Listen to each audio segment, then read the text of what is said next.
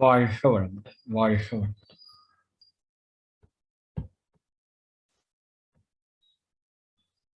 அருட்பேராற்றல் இரவும் பகலும் எல்லா நேரங்களிலும் எல்லா இடங்களிலும் எல்லா தொழில்களிலும் உறுதுணையாகவும் பாதுகாப்பாகவும் வழி நடத்துவதாகவும் அமையுமாக. ஆசான் அருட்தந்தை வேதாத்திரி மகரிஷி அவர்களே நம்மோடு சூக்குமமாக நிறைந்திருந்து இன்றைய நிகழ்வுகள் அனைத்தையும் மிகச்சிறப்பாக நிகழ்த்தி கொடுப்பாராக. எல்லாம் வல்ல அருட்பேராற்றலையும் அதன் அனைத்து தன்மாற்ற நிலைகளையும் நன்றியுணர்வோடு வணங்கியும் வாழ்த்தியும் இந்த நிகழ்வை துவங்குவோம். வாழ்க வளமுடன். வாழ்க வளமுடன். இன்றைய தினம் நாம் சிந்திக்கக்கூடிய சிந்தனை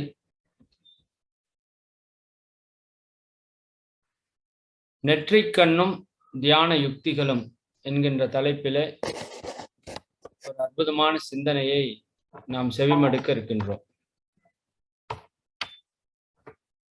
இது நிறைய அன்பர்களுக்கு கேட்ட விஷயமாக கூட இருக்கலாம். தொடர்ந்து அடிப்படை பயிற்சி எடுக்கிறதுல நாம் என்ன பண்ணியிருக்கோம், இந்த நெற்றிக்கண் அப்படிங்கிற ஆக்கினையை பற்றி நம்ம கேட்டுக்கொண்டே இருக்கிறோம். ஆனா அதில் நம்ம எந்த அளவுக்கு ஆழமா பிராக்டிஸ் பண்ணியிருக்கிறோம் அப்படிங்கிறது இன்னைக்கு ஒரு கேள்வியாத்தான் இருக்கு. அப்போ அதை பற்றி இன்னும் கொஞ்சம் ஆழமா தெரிந்து கொள்றப்ப இன்னும் கொஞ்சம் புரிதல் வருகின்ற பொழுது இன்னும் ஆழமாக பயணிப்பதற்கு ஒரு வாய்ப்பாக இருக்கும் அப்படின்னு தான் நம்ம மீண்டும் ஒரு முறை அதை பற்றி பேசுறோம். நீங்க நிறைய இடத்துல இப்ப ஜூம் ஆரம்பிச்சதுக்கு அப்புறம் இதை பத்தி நிறைய கேட்டிருக்கலாம்.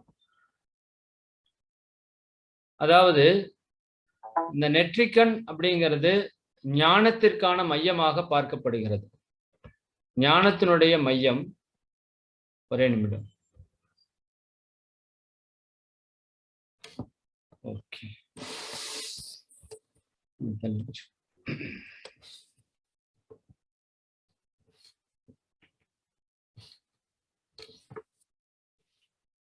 நெற்றிக்கண் அப்படிங்கிறது ஞானத்திற்கான ஒரு மையமாக மகான்களால் குறிப்பிடப்பட்டிருக்கிறது.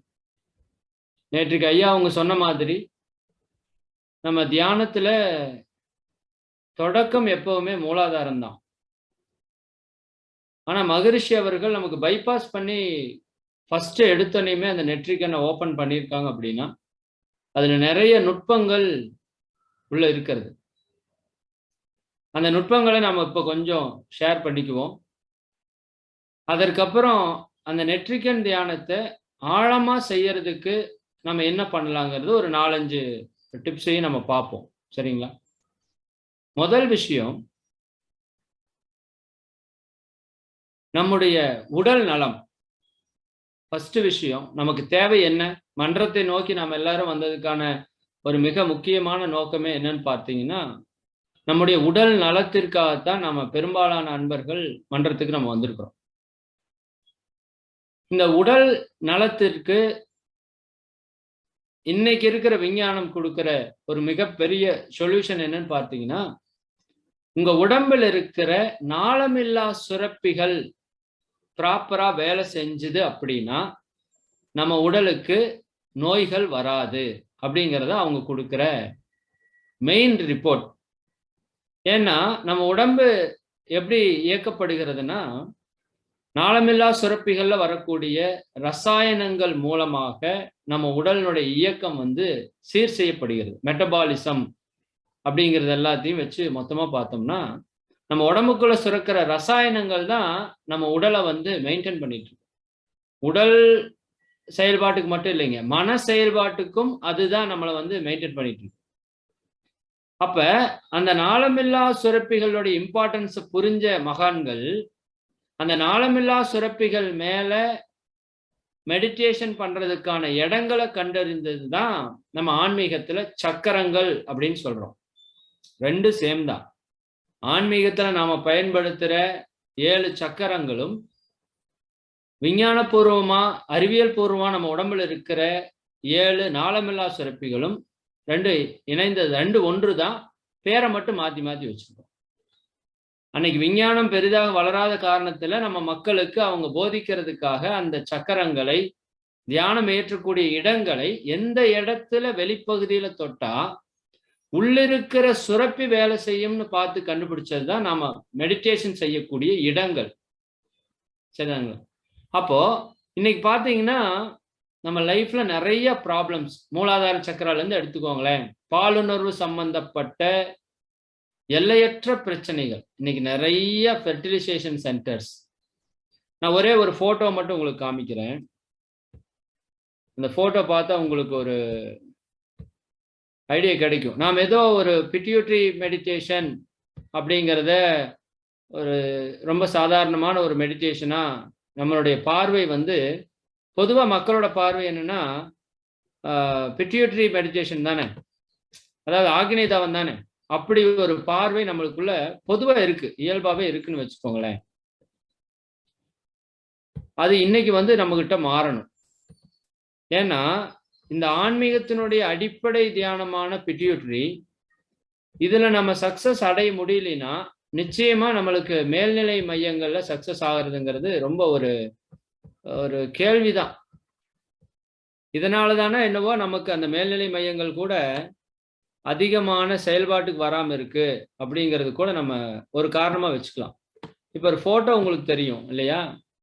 இது பிட்யூட்டரி கிளாண்டினுடைய ஒரு, நாம் அதை பத்தின விஷயம், அது ஊருப்பட்ட கடல் மாதிரி விஷயம் இருக்கு. மருத்துவத்துறையில போனோம்னா அது அவ்வளோ சொல்றாங்க. பிட்யூட்டரி கிளாண்ட் நம்மளோட சினைப்பை, பெண்களுக்கு கருமுட்டை உருவாகக்கூடிய செயல்பாடுகள், மென்சஸ் டைம் ப்ராப்ளம்ஸ், இது எல்லாத்தையுமே ரெகுலேட் பண்றதுக்கு இதுல FSH அண்ட் LH அப்படிங்கிற ஹார்மோன் வந்து பிட்யூட்டரி மூலமா ப்ராப்பரா போனா தான் இந்த சினைப்பை அப்படிங்கிறது ப்ராப்பரா வேலை செய்யும். அதே மாதிரி ஆண்களுக்கு டெஸ்டிஸ், சரிங்களா, இது வந்து FSH LH இதே ஹார்மோன் ஆண்களுக்கு போறப்ப ஆண்களுக்கான இனப்பெருக்க மண்டலத்தை, அதாவது ஒரு பெண்கள் ஒரு பெண் தன்மை, ஒரு ஆண் தன்மை, ஒரு பெண்கள் சரியான நேரத்துல பூப்பெய்துதல், அவர்களுக்கான உடல் மன வளர்ச்சிகள், அது அத்தனையுமே தீர்மானிக்கிறது எதுன்னு பாத்தீங்கன்னா பிட்யூட்டரி தான். ரெண்டாவது எலும்புகள், திசுக்கள், அதனுடைய வளர்ச்சி, ஒரு வயதுக்கு தகுந்த மாதிரி ஒரு உடலை கட்டமைக்கக்கூடிய சக்தி, இந்த growth ஹார்மோன் அப்படிங்கிறது பிட்யூட்டரியில இருந்து தான் நமக்கு செக்ரிகேட் ஆகுது. இன்னும் மார்பகத்திற்கு ப்ரோலாக்டின் அப்படின்னு சொல்லக்கூடிய விஷயங்கள், அது பாலூட்டும் பொழுதும் சரி, அது சுருங்கி வெளியேறக்கூடிய தன்மையிலும் சரி, அது இயற்கையில இந்த பக்கம் பார்த்தீங்கன்னா ஆக்சிடோசின், கர்ப்பப்பையினுடைய குழந்தை பேரில் கூட இந்த பிட்யூட்டரிக்கு மிகப்பெரிய பங்கு இருக்கு. இது வந்து நான் உங்களுக்கு ஒரு புது செய்தியா இருக்குனுங்காட்டி இது நான் ஃபர்ஸ்ட் உங்களுக்கு சொல்லிடுறேன். அது போக நம்ம மற்றதெல்லாம் பேசிக்கா பேசுவோம். அதே மாதிரி கிட்னியோட ஆக்ஷன்ஸ், தைராய்டு சுரப்பியினுடைய கண்ட்ரோல், அட்ரினனுடைய கண்ட்ரோல், சரிதானுங்களா? இது எல்லாமே எதனோட கண்ட்ரோல் இருக்குன்னா பிட்யூட்டரியோட கண்ட்ரோல் இருக்கு. அதனாலதான் இதுக்கு பேர் என்னன்னு சொல்றோம், மாஸ்டர் கிளாண்டுன்னு சொல்றோம். என்ன சொல்றேங்க? இது வந்து மாஸ்டர் கிளாண்ட். அப்ப நம்ம 9 மைய தவத்துக்கு கொடுக்கிற ஒரு முக்கியத்துவம் ஆக்கினை தவத்துக்கு கொடுக்கிறோமா அப்படிங்கிறது இங்க இன்னுமே கேள்வியா தான் இருக்கு. புரியுதா இல்லைங்களா?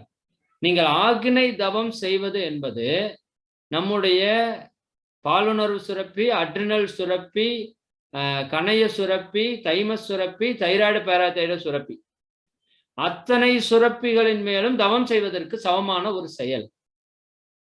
சரிதாங்களா? ஏன்னா இது 5 கிளாண்டையும் கண்ட்ரோல் பண்ற மாஸ்டர் கிளாண்ட் இதுதான். அப்ப இது யாரெல்லாம் ப்ராப்பரா இயக்குறாங்களோ ஆட்டோமேட்டிக்கா கீழே இருக்கிறது ப்ராப்பரா இயங்கும் இல்ல. நாம அடிக்கடி சொல்றது, ஒரு ஸ்கூல்ல ஒரு ஸ்டூடெண்ட் இருக்காருன்னு வச்சுக்கோங்க. ஸ்கூலுக்குள்ள போனோடனே ஸ்டூடெண்ட்ஸ் ப்ராப்பரா இருக்க மாட்டாங்க. கிளாஸுக்குள்ள போனோடனே ஒருத்தன் அங்க ஓடுவான், ஒருத்தன் இங்க ஓடுவான், ஒருத்தன் ஜம்ப் பண்ணிட்டு கிடப்பான், ஒருத்தன் கத்திட்டு இருப்பான், ஒருத்தன் போர்டில் எழுதிட்டு இருப்பான். புரியுதா இல்லைங்களா? ஆனா ஒரு ஆசிரியர், ஒரு மாஸ்டர் அங்க வந்த உடனேயும் அந்த இடம் அப்படியே சீராகும். பார்த்திருக்கீங்களா? அது மாதிரி இந்த கிளாண்ட் மட்டும் நம்மளுக்கு ஓபன் ஆயிருச்சு அப்படின்னா இதுக்கு கீழே இருக்கிற எல்லா கிளாண்ட்ஸையும் அது கண்ட்ரோல் பண்ணும். அதனால் ஆக்கினை தவம், நெற்றிக்கண் தவம் யார் இயற்றுகிறார்களோ அவர்களுக்கு முதல் பெனிஃபிட் என்னன்னா, நம் உடம்பில் இருக்கிற நோய்கள் அனைத்தும் குணமாகும். இந்த ஒரு பாயிண்ட் நீங்க மைண்ட்ல வைங்க. நோய்கள் அனைத்தும் குணமாகும். இது ப்ராப்பரா வேலை செய்யலைன்னா கேன்சர் கூட உருவாகும். இதுதான் சயின்டிபிக்கல் இருக்கிற விஷயம். இது நீங்க ப்ராப்பரா ஆக்டிவேஷன் நடக்கலைன்னா உடம்புல பல ஹார்மோனல் சேஞ்சஸ் நடக்கும். இன்னைக்கு நம்ம குழந்தைகளுக்கெல்லாம் நீங்க தயவு செய்து 14 வயசுக்கு மேல நம்ம கொடுக்க வேண்டிய ஒரே ஒரு மெடிடேஷன், இதையும் சாந்தி மட்டும் கத்து கொடுத்தா கூட போதும். துரியம் கூட எனக்கு தெரிஞ்சு செகண்டரி. ஃபர்ஸ்ட் ஆக்னை ப்ராப்பரா செஞ்சாலே, எங்க ஆசிரியர் சொல்றாரு, ஆக்னை நீ ப்ராப்பரா செஞ்சாலே துரியம் தீட்சை வாங்க தேவை. அதுவே துரியத்துக்கு போகும்பார். துரியத்தை ப்ராப்பரா செஞ்சா அதுவே துரியாதயத்துக்கு போகும்பாங்க. எனக்கு உண்மையாலுமே நீங்க துரியாதயத்துல நம்ம என்ன காட்சி, என்ன உணர்வு பெற முடியுதோ அது ஆக்னியிலே பெற முடியுது. ஏன்னா எனக்கு தெரிஞ்ச என் லைஃப்ல நான் அதிகபட்ச ஆக்னை தவம் தான் பண்ணியிருப்பேன். மற்ற தவங்களை விட இதுல எனக்கு ஏதோ அதிக ஈடுபாடுன்னு வச்சுக்கோங்களேன். ஒவ்வொருத்தவங்களுக்கும் ஒவ்வொரு வெரைட்டி இருக்கிற மாதிரி எனக்கு இதுல ஒரு பெரிய பிடிப்பு. அதுல மாற்றத்தையும் நான் பார்க்கிறேன். என்னோட உடல் ரீதியா, என்னோட மன ரீதியா வரக்கூடிய மாற்றங்களையும் நான் பார்க்கிறேன். அப்ப நம்ம 9 மைய தவத்துல கீழே இருக்கிற 5 சுரப்பிகள்ல என்னெல்லாம் உடல் வினையியல் நடக்குமோ, என்னெல்லாம் உள்ள வினையியல் நடக்குமோ, அத்தனை வினையியலும் ஆக்கினை தவத்திலேயே நடக்கும். கிட்டத்தட்ட 200 நோய்களை கண்ட்ரோல் பண்ற பவர் இந்த இடத்துல இருக்கிற சுரப்பிக்கு இருக்கு. புரியுது இல்லைங்களா? 200 டிசீசஸ். கேன்சரையே கண்ட்ரோல் பண்ற சிஸ்டம் இங்க இருக்குதுன்னு சொல்றாங்க. இது ப்ராப்பரா இருந்தா கேன்சரே வராதுங்கிறாங்க. புரியுது இல்லைங்களா? அப்ப உடல் நலத்தை காப்பாற்றக்கூடிய முதல் தியானம் அப்படின்னா, நான் ஃபர்ஸ்ட் தியானமா நம்ம எதை சொல்லலாம்னா, இந்த நெற்றிக்கண் என்று சொல்லக்கூடிய ஆக்னை தியானம். ஆக்னை தியானம். அப்ப இது பிட்யூட்டரி அதனோட இம்பார்ட்டன்ஸ் புரிஞ்சுதான் நம்ம முன்னோர்கள் என்ன பண்ணி வச்சிருக்காங்க, இங்க பொட்டு வைக்கிறது அப்படின்னு ஒரு விஷயத்தை வச்சிருக்காங்க. ஆனா நம்மளுக்கு நாமளே கேள்வி கேட்டுக்குவோம், நம்மள எவ்வளவு பேர் ப்ராப்பரா பொட்டு வைக்கிறோம்? ஒன்னா பொட்டு வைக்கணும், இல்லாட்டி ஆக்னை தவம் பண்ணணும். இப்ப நாம வர்ற ட்ராக்ல என்ன ஆகுதுன்னா, பொட்டு வைக்கிறதே இப்ப மாறி போச்சு. நிறைய பேர் எல்லாம் ஸ்டிக்கர் போட்டு வைக்கிறோம். இதெல்லாம் ஆக்னை எல்லாம் ஆக்டிவேஷனே ஆகாது. புரியுதா இல்லைங்களா? திருநீர் வச்சதே அங்க இருக்கிற கெட்ட நீரை எடுக்கணுங்கிறதுக்காக தான். சந்தனத்தை வச்சதே அந்த கிளாண்ட் குளிர்ச்சியா இருக்கணுங்கிறதுக்காக தான். குங்குமம் எதனால் ஆனதுன்னா மஞ்சளால் ஆனது. அதனோட எனர்ஜி உள்ள போகும். சும்மா நினைக்க வேண்டாம், இந்த இடம் எனர்ஜி வாங்கி உள்ள கொடுக்கக்கூடிய இடம். இங்க இருக்கிற சக்கரா பிரபஞ்ச எனர்ஜி வாங்கி நம்ம உடம்புக்குள்ள கொடுக்கக்கூடிய சக்கரா. அப்ப இந்த சக்கரா இது எப்படி இருக்கும்னா, இங்க முன்னாடி இங்க ஒரு வட்ட வடிவில் இருக்கும் நம்மளோட சக்கரா. இது உங்களுக்கு ஆறா செக்கிங் பார்த்தீங்கன்னா தெரிஞ்சிடும். நம்மளோட ஆக்னா சக்கரா ப்ராப்பரா இருக்கா, பெருசா இருக்கா, சிறுசா இருக்கா, நிறைய தேவையில்லாத ஏதாவது போட்டு குப்பையை அடைச்சு வச்சிருக்கிறோமா? புரியுதா இல்லைங்களா? இந்த மெடிடேஷன் மட்டும் ப்ராப்பரா பண்ணா சக்கரா ஆக்டிவேஷன் ஆயிடும். ப்ராப்பரா ஆக்டிவேஷன் ஆயிடும், ஒண்ணுமே கிடையாது. அப்ப இதை உணர்த்துறதுக்கு தான் மகான்கள் இவ்வளவு கஷ்டப்பட்டு அந்த பொட்டு வைக்கிறங்கிற ஒரு பழக்கத்தை அவங்க எவ்வளவு தூரம் கொண்டு வந்திருப்பாங்க பாருங்க. இன்னைக்கு ரொம்ப சிம்பிளா நிறைய பேர் பொட்டை வைக்கிறது இல்லை. அப்படியே வச்சாலும் ஸ்டிக்கர் போட்டு வச்சுட்டு மேல இங்க பொட்டு வைக்கிறீங்க. அதனால பெரிய பிரயோஜனம் இல்லை. இது இஸ்லாத்துல பாத்தீங்கன்னா நமாஸ் பண்ற இடத்துலயும், கிறிஸ்டியன்ல பாத்தீங்கன்னா சிலுவை போடுற இடத்துலயும் ஜீசஸ் சொல்லியிருக்காரு. ஜீசஸோட 2 மையம், ஒண்ணு அறிவுக்கானது, இன்னொன்னு அன்புக்கானது. சரிங்களா? அது ஒவ்வொரு சக்கராவும் நம்ம பார்ப்போம். அதுக்குள்ள அவ்வளவு அற்புதங்கள் பொதிந்து கிடக்குது. அப்ப ஆக்னை அப்படிங்கிறது நம்முடைய ஞானத்திற்கான மையம். அதுல முதல் பெனிஃபிட் நம்மளுடைய உடல் நலம். உடல்ல இருக்கிற எல்லா நோய்களையும் குணப்படுத்தக்கூடிய சக்தி இந்த ஆக்கினை தவத்துக்கு இருக்குதுன்னு முதல் நம்ம புரிந்து கொள்ளணும். இரண்டாவது, புலன் கட்டுப்பாடு. நம்ம பஞ்சேந்திரிய தியானம் பண்றோம். சரிதானுங்களா? அந்த பஞ்சேந்திரியத்தையே கண்ட்ரோல் பண்ற இடம் பிட்யூட்டரி தான். நல்லா புரிஞ்சுக்கோங்க. பிட்யூட்டரி ப்ராப்பரா யார் பண்றாங்களோ ஆட்டோமேட்டிக்கா புலன் கட்டுப்பாடு நிகழ்ந்தே ஆகும். நான் நிறைய பேர்கிட்ட பாக்குறேன். அவங்க சர்வ சாதாரணமா அந்த புலன் பிரச்சனைகள்ல இருந்து வெளிப்படுறாங்க. நீங்களும் மன்றங்களை பார்த்திருக்கலாம். எப்படி அவ்வளவு சீக்கிரம் அவங்களால அந்த புலன் கட்டுப்பாட்டுல இருந்து பிரச்சனையில இருந்து வெளிப்பட முடியுது அப்படின்னா, அதுக்கு ரொம்ப ரொம்ப இம்பார்ட்டன்ட் ரீசன், யார் ஒருத்தர் ப்ராப்பரா ஆக்னா மெடிடேஷன் பண்றாங்களோ அவங்களுக்கு ஆட்டோமேட்டிக்கா புலன்கள் அவங்க கட்டுப்பாட்டுக்கு வரும். இதுதான் நமக்கு இருக்கிற பெரிய பிரச்சனை. இந்த புலன்கள் கட்டுப்பாடு இல்லாம போறதுனாலதான் நம்ம வாழ்க்கையில நிறைய பிரச்சனைகளை நம்ம அனுபவிக்க வேண்டியதா இருக்கு. நமக்கு வில்லனே நம்ம புலன்கள் தான் வச்சுக்கோங்களேன். பார்க்க வேண்டாம்னா பார்க்கும், கேட்க வேண்டாம்னா கேட்கும், பேச வேண்டாம்னா பேசும், செய்ய வேண்டாம்னா செய்யும், இல்லையா? சாப்பிட வேண்டாம்னா சாப்பிடும், சாப்பிடுனா சாப்பிடாது. புரியுதுங்க? அப்ப புலன்கள் என்ன பண்ணுது? நம்மை வேறொரு திசையை நோக்கி இழுத்துட்டு போகுது. அந்த கிருஷ்ண பரமாத்மா 5 குதிரை பிடிச்சிருப்பார், பார்த்திருக்கீங்களா மகாபாரத யுத்தத்துல? அந்த 5 குதிரை நம்ம புலன்கள் தான். அது நம்முடைய அறிவினுடைய கட்டுப்பாட்டில் இருக்கணும். இதுதான் அறிவுக்கான மையம், ஞானத்திற்கான மையம், விஸ்டம். ஞானம்னு சொல்றோம் இல்லையா? அதான் சிவபெருமானுக்கே கண் அங்க இருக்கும்பாங்க. சிவபெருமானுடைய கண்ணாவை எதுக்கு தான் காமிப்பாங்க? நெற்றிக் கண்ணை தான் காமிப்பாங்க. அப்ப சிவநிலையை, ஞான நிலையை ஒருத்தர் அடையணும்னா ஆக்கினை தவம் மிக மிக முக்கியமானது. அவங்களுக்கு மாற்று கருத்தே சொல்ல முடியாது. என்ன ஒரு 2 வருஷம் ஒவ்வொரு மையத்திலையும் நிக்க வச்சு 12வது வருஷம் கொண்டாந்து ஆக்கினையில் நிக்க வச்சிருந்தா கொஞ்சம் கஷ்டம் தெரிஞ்சிருக்குமா என்னவோ நமக்கு. மன்றத்துல வந்தனே உட்கார வச்சு 10 நிமிஷத்துல குண்டலினி ஏத்தி கொண்டாந்து மேல வச்சுட்டுங்காட்டி, இது 10 நிமிஷம் தவம் தான் அப்படிங்கிற ஒரு மனோநிலை பொதுவா எல்லாருக்கிட்டையுமே இருக்கு. மனவளக்கலையே அமௌண்ட் கம்மியா இருக்கிறதுனாலயே அதனோட வேல்யூ கம்மியா இருக்குது. அது ஒரு முக்கியமான ரீசன் தான். மகரிஷி எல்லாருக்கும் போகணுங்கிறங்காட்டி அப்படி வச்சாரு. அதுல ஏதோ ஒரு 10 நல்லது நடக்கிறப்ப ஒரு மிஸ் ஆனது ஆகத்தான் செய்யும். புரியுதா நீங்க? அப்ப இந்த ஆக்கினைக்கான முக்கியத்துவம் நாம இன்னும் ஆழமா உணரணும். அப்போ நம்ம இதெல்லாம் நம்ம பக்லியே படிச்சிருக்கோம். நம்ம புலன் கட்டுப்பாடு வரும், உடல் ஆரோக்கியம் வரும், மூளை செல்களோட இயக்கம் சீராகும், நாளமில்லா சுரப்பிகளோட இயக்கம் சீராகும், ஆகாமிய கர்மம் தடுத்துக்கப்பட்டிருக்கா இன்னைக்கு வரைக்கும் நமக்கு? சரிதானுங்களா? ஆகாமிய கர்மம்னா உங்களுக்கு தெரியுமில்ல, ஆன்மா காமிய வயப்பட்டு இச்சை வயப்பட்டு நிறைய செயல்களை செய்யும். செஞ்சுட்டே தானே இருக்கு, இன்னைக்கு வரைக்கும் நடந்துட்டே தானே இருக்கு. அப்ப அந்த புக்கில் இருக்கிற பயன்களை நாம படிக்கிறதுக்காக அங்க கொடுக்கப்படல, நாம் அதைய வாழ்க்கையில பயனா பெறுவதற்காக அவங்க டிப்ஸ் கொடுத்துருக்காங்க. சரிங்களா?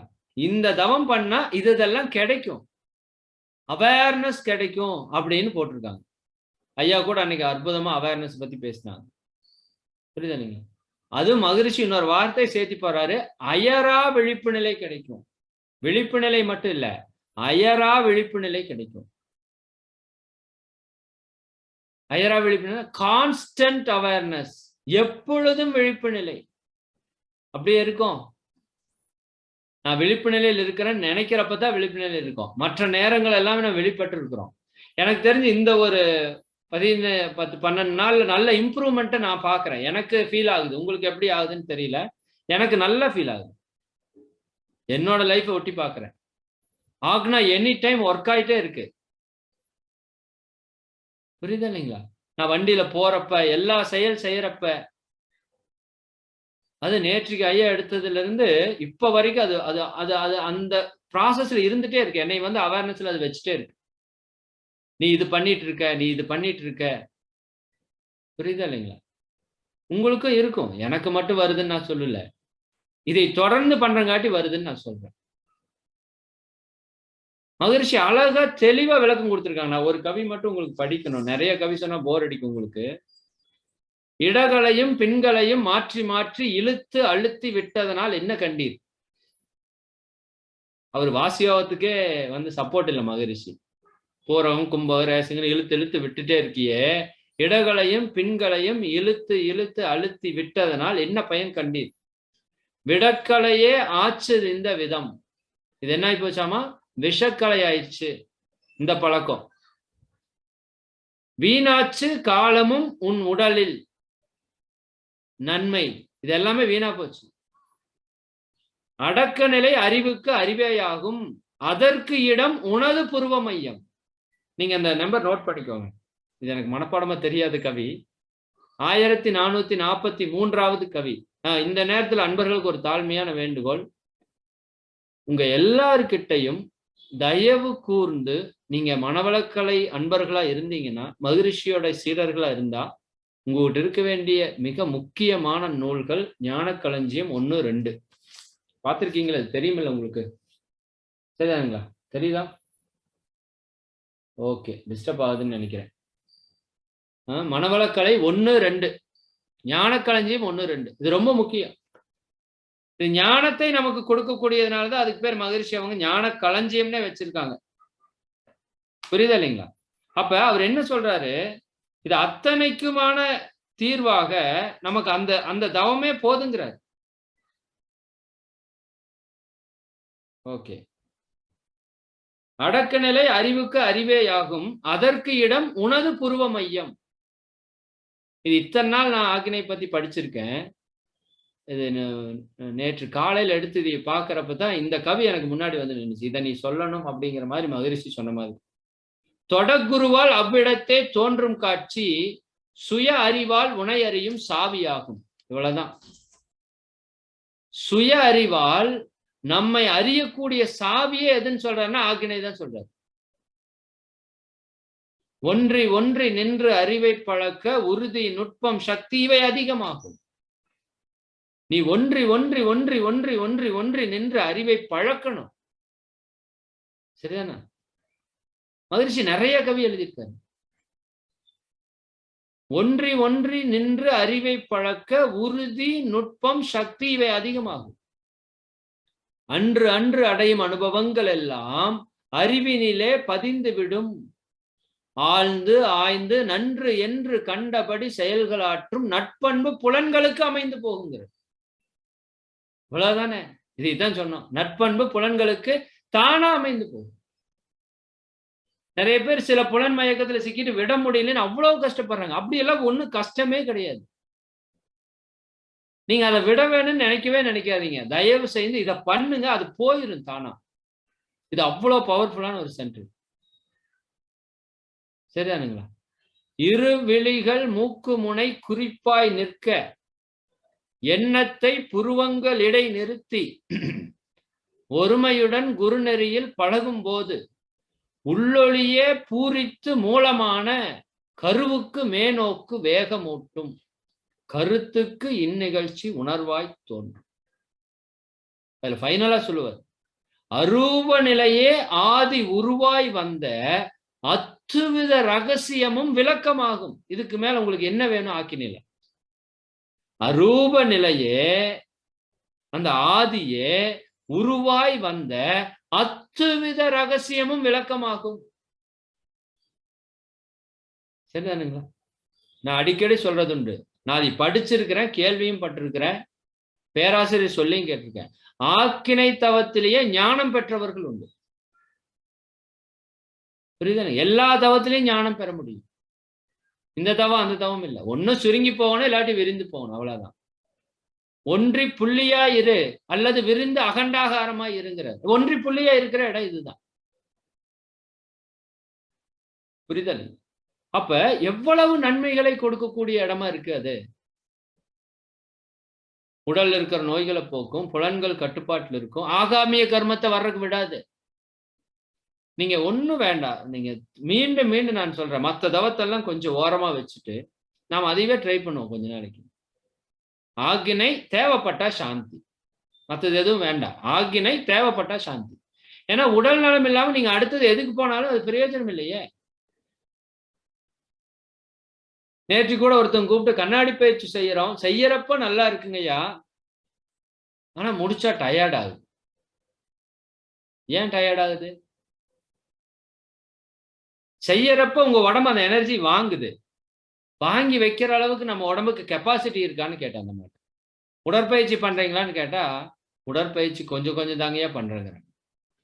நீங்க உடற்பயிற்சி ப்ராப்பரா பண்ணாதவங்க தியானம் தயவு செஞ்சு பண்ணாதீங்கன்ற என்னோட ஒரு தாழ்மையான வேண்டுகோள்.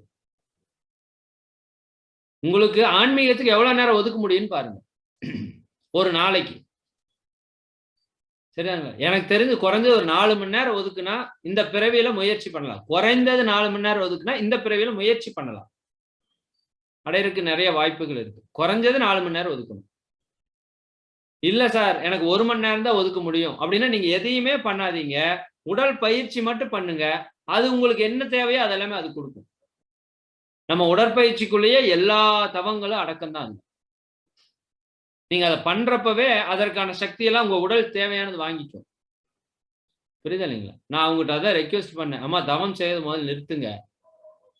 முதல்ல உடற்பயிற்சியை நல்லா பண்ணுங்க. உடற்பயிற்சி பண்ணாத தவம் பிரயோஜனம் இருக்காது உங்களுக்கு. புரியுதா? உங்களுக்கு இன்னும் எக்ஸ்ட்ரா ட்ரபிள தான் கொடுக்கும். ஃபர்ஸ்ட் உடற்பயிற்சி, அப்புறம் காயகல்பம், 3வதா தவத்துக்கு வரணும். ஐயா நேற்று சொன்ன மாதிரி உடலுக்கு உயிருக்கு இணக்கம். அதுக்கப்புறம் தான் உயிருக்கு மனதுக்கு இணக்கம். உடல் உயிருமே இங்க அந்த இடத்துல நிக்குது. உடல்லயே இன்னும் பல நோய்கள் இருக்கு. அவ்வளவு அற்புத சக்தி, பிரபஞ்ச சக்தி, பேராற்றல்ங்கிறோம், எல்லாம் வருதுங்கிறோம், நினைச்சது நடக்குங்கிறோம். ஆனா இன்னும் உடல் அளவுல நம்மளுக்கு இன்னும் முழுமையான வெற்றியை பெற்ற மாதிரி தெரியல. நீங்க இங்க இந்த ஞான வாழ்க்கைக்கு முதல் வெற்றி உடல்ல இருந்து வெற்றி பெறணும். புரியுதா இல்லைங்களா? அதுக்கு இது சப்போர்ட் பண்ணும். ஆனா அதை செஞ்சுட்டு இதை செய்யணும். அதை செய்யாம செய்யறதால இது முழு பிரயோஜனம் இல்லை. அப்போ அந்த எனர்ஜி வந்து ஸ்டோர் ஆகுறத வாங்குற அளவுக்கு இருக்கணும்னா உங்க உடலுக்கு அந்த தகுதி இருக்கணும். நான் ஒண்ணு பேசுறேன் ஒரு தகுதி இருக்கணும் இல்ல. அப்ப உடல்ல அந்த சக்தி வாங்குற அளவுக்கு நம்மளுக்கு பொட்டன்ஷியல் இருக்கணும். சரிதாங்க? அப்ப இந்த நெற்றிக்கண் தியானம் ஏற்றும் பொழுது இறைவன் முதல் உயிர் வரை எல்லா ரகசியமும் சொல்லிருன்னு சொல்ற. ஆகாமிய கர்மா வராதுங்கிறார். அதனோட பெனிஃபிட்லயே ஃபர்ஸ்ட் பெனிஃபிட் என்ன? 3 கர்மா. சஞ்சிதா, பிராரப்த, ஆகாமியம். ஃபர்ஸ்ட் எது நிக்கணும் தெரியுங்களா? ஆகாமியம் நிக்கணும். அம்மா அப்பா வினைகளை கழிக்கிறோம், நாம செஞ்ச வினைகளை கழிக்கிறோம், இதெல்லாம் இருக்குடா, அதெல்லாம் செஞ்சாச்சு. புரியுதா இல்லைங்களா? அதை விட ரொம்ப இம்பார்ட்டன்ட், இனிமேல் நான் தவறு செய்ய, இனிமேல் நான் கெடுதல் செய்யக்கூடாது, இனிமேல் நான் வினை செய்யக்கூடாது. தெளிவா தெரியும் எது செஞ்சாலும் விலை வரும்னு. எத்தனை பேர்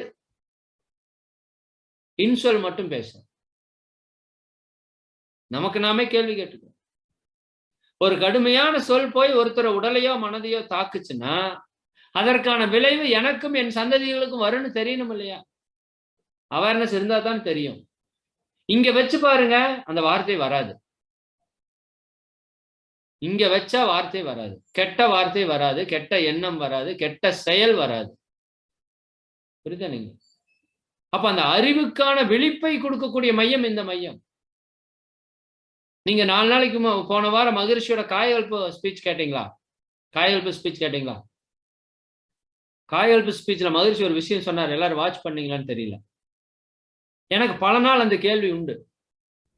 எதுக்கு மகரிஷி காலையில 6 மணிக்கு ஒரு காயகல்பம் 3 நிலை, 8 மணிக்கு சாப்பிட்றப்ப ஒரு காயகல்பம் 2 மணி நேரம் கேப்ல, அப்புறம் 9, 10, 11 மணிக்கு தண்ணி குடிக்கிறப்ப ஒரு காயகல்பம், அப்புறம் 12, 1, 2 மணி நேரம் கேப்ல அப்புறம் ஒரு காயகல்பம் மதியான சாப்பாட்டுல, அப்புறம் 2, 3, 4 மணிக்கு ஒரு காயகல்பம், மதியானம் தண்ணியோ டீ குடிக்க கூடாது, ஏதாவது குடிக்கிறப்ப அப்ப ஒரு காயகல்பம், ஈவினிங் 6 மணிக்கு மாலை நேர காயகல்பம், 8 மணிக்கு இரவு உணவுல காயகல்பம், நைட் தூக்கத்துல காயகல்பம். தூக்க காயகல்பத்தை விட்டுருங்க. இதுக்கு நடுவுல குளிக்கிறப்போ ஒரு காயகல்பம். சரிங்களா? இது எப்படி இப்படி அவர் 2 மணி நேரம் 3 மணி நேரம் கேப்ல அப்படியே பிரிச்சு வச்சிருக்காரு அப்படின்னா எனக்கு பல நாள் கேள்வி இருந்தது. நான் என்ன நினைச்சிட்டு இருந்தேன்னா, அப்பப்ப சேர்ற வித்து சக்தி அப்பப்ப எனர்ஜியா கன்வெர்ட் பண்ணிக்கிறதுக்கு வச்சிருப்பாரோன்னு நினைச்சேன். அதுவும் ஒரு விதத்துல உண்மைதான். ஆனா இன்னொன்னு சொன்னாரு, நீங்க அப்பப்ப பண்றப்ப அறிவுல விழிப்பு நிலையில இருப்பீங்க, அதற்காக நான் பண்ண சொல்லியிருக்கேன்னு. புரியுது இல்லைங்களா? எவ்வளவு யோசிச்சிருக்காரு பாருங்க. அப்ப நம்ம விழிப்பு நிலை மிஸ் ஆகுறது இயல்புன்னு எல்லாத்துக்குமே தெரியும். அவரு அந்த லைன்ல தானே வந்திருக்காரு. அப்ப அந்த அது இம்ப்ரூவ் பண்றதுக்கு, அந்த பிட்யூட்டரிக்கு பீனியலுக்கு எனர்ஜி ஏத்துறதுக்கு தான் காயகல்பத்துல ஒரு நுட்பத்தை நமக்கு வச்சு ரெகுலரா கொடுத்திருக்காரு. நீங்க மனசாட்சி தொட்டு சொல்லுங்க, எவ்வளவு பேர் நம்ம 9 வேலை காயகல்பம் பண்றோம். நான் 9 தான் கேட்கிறேன், 13 கேட்கல. சரிங்களா? அதை பத்தி நம்ம வரக்கூடிய காலங்களில் பேசுவோம். காயகல்பம் சாதாரண ஒரு நாம நினைக்கிற மாதிரி ஒரு பயிற்சியே கிடையாது. அதில் நம்ம ஒரு 100 PhD 1000 PhD பண்ணலாம். அவ்வளவு விஷயம் இருக்கு. நான் முன்ன பண்ணாம இருக்கோம். அதுதான் நமக்கு கொஞ்சம் ஆதங்கமா இருக்கு. ஞான களஞ்சியத்துக்குள்ள அதுக்குள்ள ஒரு 1000 PhD கிடக்குது. அதெல்லாம் நான் முன்னெடுத்து நாம தான் பண்ணணும். நாம தான் இந்த சமுதாயத்துக்கு கொண்டு போகணும். புரியுதா நீங்க? அப்ப இந்த காயகல்பம் தயவு செய்து பண்ணுங்க. அது இந்த தியான யுக்திகள்ல ஒரு பாயிண்ட். யாரெல்லாம் விழிப்போடு இருக்கணும், நான் அவேர்னஸோடு இருக்கணும். என்கிட்ட நிறைய பேர் கேட்கறேன், எப்படி அவேர்னஸ்? ஒண்ணும் இல்ல. காலையில, மத்தியானம், மாலையில 3 வேளை முடிஞ்சா தவம் பண்ணுங்க. கடைசிக்கு 2 வேளை ப்ராப்பரா பண்ணுங்க. நடுவுல இந்த காயகல்பத்தை அப்பப்ப பண்ணி எனர்ஜியை பிட்யூட்டரியில கவனிங்க. நான் அவர் சொன்னதுக்கு அப்புறம் அதுவுமே எனக்கு ஒரு சப்போர்ட்டிங் டூல். இந்த ஒரு 10 நாள்ல அது ஒரு சப்போர்ட்டிங் டூல். புரியுதா இல்லைங்களா? இப்ப நாம தான் இந்த யுக்திகளை பயன்படுத்திக்கணும். அப்போ ஆகாமிய கர்மம், இனிமேல் நாம யாருக்கும் துன்பம் கொடுக்க கூடாது. இதுதான் அடிப்படை. ஆன்மீகத்தினோட பாடபாடம் என்ன? சரி, நான் ஒரு கேள்வி உங்ககிட்ட கேட்கிறேன். நமக்கு இப்ப துன்பம் கொடுக்கிறவங்க இருப்பாங்க இல்லைங்களா? நமக்கு துன்பம் கொடுக்கிறவங்க இருப்பாங்க இல்லையா? யாரெல்லாம் நமக்கு துன்பம் கொடுக்குறாங்கன்னு ஒரு சாட் பண்ணுங்க. யாரெல்லாம் நமக்கு துன்பம் கொடுக்கிறார்கள்னு ஒரு சாட். உங்களால சாட் டைப் பண்ணி போடுவீங்க இல்லையா? நீங்க ரெகுலரா போடுவீங்க இல்லையா? யாரெல்லாம் நமக்கு துன்பம் கொடுக்குறாங்கன்னு ஒரு சாட் பண்ணுங்க.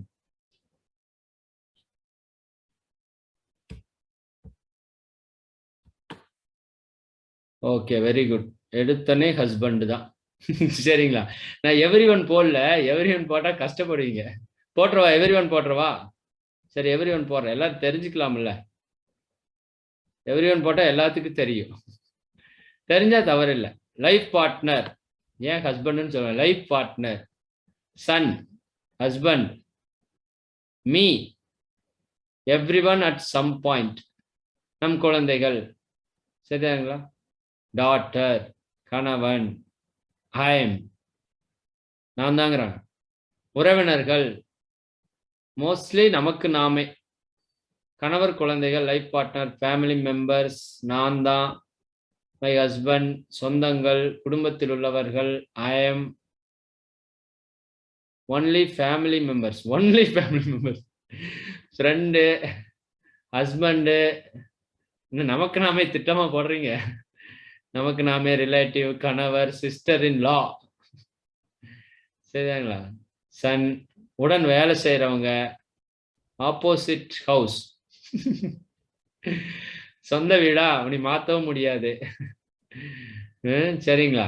Okay, very good. எல்லாம் பயங்கர ஆக்டிவா இருக்கீங்க. வெறியா இருப்பீங்களா போடுறேன். லவ்டு ஒன்ஸ், ரொம்ப இம்பார்ட்டன்ட். யாரெல்லாம் மேல அன்பு வச்சிருக்கிறோமோ எல்லாமே நமக்கு ஆப்பு வைக்கிறான். அண்ணி, சரிதானுங்களா? அக்கம் பக்கத்தார், சரி, ஓகே. நிறைய பார்த்துட்டோம். ஓகே, அருமை அருமை அருமை அருமை அருமை, எக்ஸலன்ட். யாரும் இல்லை. மருமகள், மொபைல், சரி, ரொம்ப மகிழ்ச்சி. அதாவது இதுல ஓரளவுக்கு ஞானிகள் இருக்கீங்க, ஒன்னும் மாற்று கருத்து இல்லை. நம்மளுடைய எண்ணங்கள், நம்மளோட தாட்ஸ் எல்லாமே போடுறோம். ஒண்ணு இது எதுவுமே தவறு கிடையாது. முதல்ல இதை புரிந்து கொள்வதற்காக நான் சொல்றேன். ஆன்மீகத்தினுடைய பாலபாடமே, ஆன்மீகத்தினுடைய பாலபாடம் என்ன தெரியுமா? எஸ்கேமை அடிக்கடி சொல்லுவார், ஆன்மீகத்துக்கு ஒரு பாலபாடம் இருக்கு. நமக்கு ஆவணா இருக்கு இல்லைங்களா? மேக்ஸுக்கு 1 2 3 இருக்கு இல்லையா? இங்கிலீஷ்க்கு ஏபிசி இருக்கு இல்லையா? அது மாதிரி ஆன்மீகத்துக்கு ஒரு பாலபாடம் இருக்கு. பாலபாடம் தெரியாம ஆன்மீகமே புரியாது. புரியுதா இல்லைங்களா? ஏபிசிடி சின்னதுதான். அது இல்லாம நீங்க இங்கிலீஷே கிடையாது இல்லையா? பார்க்கறதுக்கு சிம்பிளானதா, 26 எழுத்து. ஆனா சிம்பிளானதுதான். அது மாதிரி ஆன்மீகத்துக்கு ஒரு பாலபாடம் இருக்கு. நல்லா புரியணுங்க. தீதும் நன்றும் பிறர் தர வாரா. அதனாலதான் நான் கொஞ்சம் பேர் மகான்கள் உள்ள இருக்கீங்கன்னு.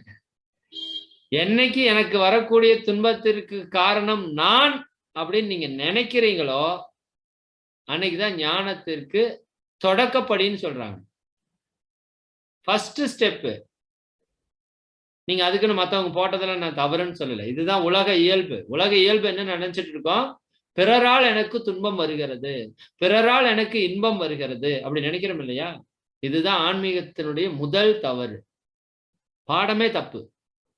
ஃபர்ஸ்ட் பாடமே தப்பா போனா, வாய்ப்பாடே தப்பா சொல்லிக் கொடுத்தா அவன் எப்படி கணக்கு நல்லா போடுவான்? புரியுதா இல்லைங்க? முதல் நாம நினைக்கிறதுல இந்த ஒற்றை அவேர்னஸ் இங்க நிக்கணும், எப்பவுமே நிக்கணும். என்னோட கர்மாவை கழிக்கிறதுக்கு நான் வந்திருக்கேன், இப்ப அதற்கான செயலை இறைவன் எனக்கு செஞ்சுட்டு இருக்கான். புரியுதா இல்லைங்க? அப்ப எனக்கு ஒரு நல்லது நடக்குதுன்னா என்னோட புண்ணிய கர்மா வெளியே போகுது, நன்றி இறைவா. எனக்கு ஒரு கெட்டது நடக்குதுன்னா என்னோட பாவ கர்மா வெளியே போகுது. புரியுதா இல்லைங்க? நான் பல முறை சொல்லியிருக்கிறேன், வாந்தி வர்றது நல்லது, பேதி வர்றது நல்லது, காய்ச்சல் வர்றது நல்லது, சளி வர்றது நல்லது. நல்லதா இல்லையா? நல்லதுதான். அது வரலைன்னா செத்து போயிடுவோம். இந்த உடல் இறைவனுடைய உச்சகட்ட தன்மாற்றம். அது கெட்டது உள்ள வைக்காது, வெளியே தள்ளும். புரியுதா இல்லைங்க? அப்ப துன்பம் வர்றது நல்லது. அப்ப இவங்களாம் யாருங்க சார் அப்படின்னா, இவங்களாம் ஒரு கருவிகள். இவங்களாம் ஒரு கருவிகள். நம்ம கர்மாவை கழிக்கிறதுக்கு இறைவன் எடுத்து வந்த உருவங்கள், கருவிகள். புரியுது இல்லைங்களா? அப்ப எனக்கு ஒரு துன்பம் நிகழ்றப்ப அந்த அவேர்னஸ் இருக்கணும் நானு. அதுதான் இம்பார்ட்டன்ட். அதுக்கு தான் தவம், அதுக்கு தான் தற்சோதனை, அதுக்கு தான் விழிப்புணர்வு, எல்லாமே சகலமும். நீங்க ஏதோ பெருசா வெற்றி நினைக்காதீங்க தயவு செஞ்சு. பெருசா ஒண்ணுமே இல்லை எனக்கு தெரிஞ்சதுல. சின்னதுதான் பெருசா தெரியுது.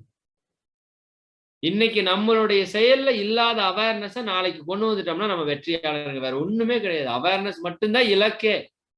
அவேர்னஸ் வந்தா ஞானம் வந்துருங்க. புரியுதா உங்களுக்கு என்ன சொல்றேன்னு?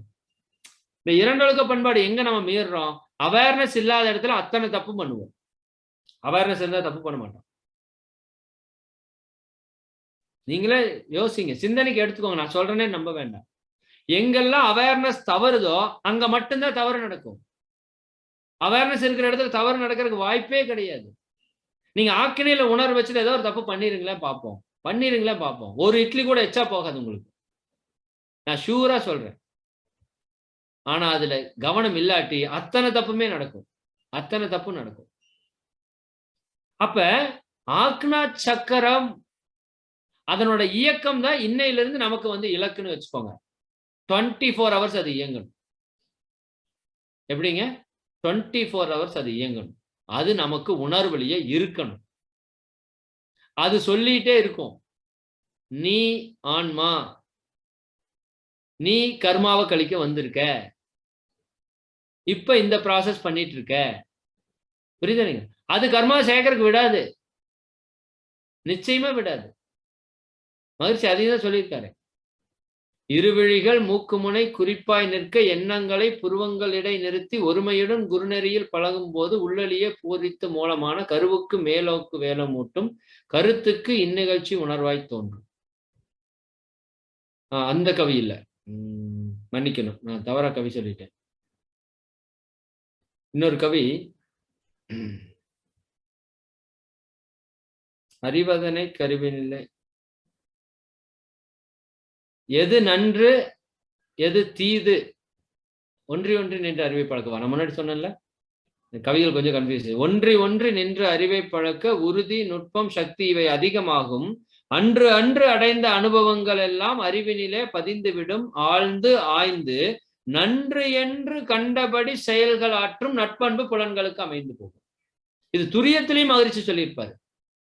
எங்க நீங்க ஒன்றி ஒன்றி நின்றால் இது நடக்கும். ஆனா ஃபர்ஸ்ட் நடக்கிறது இங்கதான்.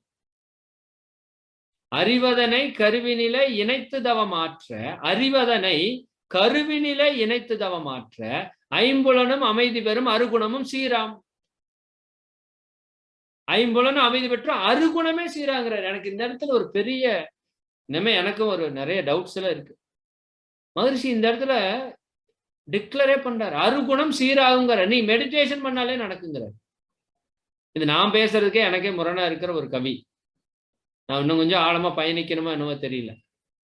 புரியுதா இல்லைங்க? தற்சோதனை தற்சோதனைன்னு கத்திட்டு இருக்கிறோம். ஆனா ஒரு இடத்துல மகிழ்ச்சி சொல்றாரு, அருகுணம் சீராகுங்கிறாரு, மெடிடேஷன்லங்கிறாரு.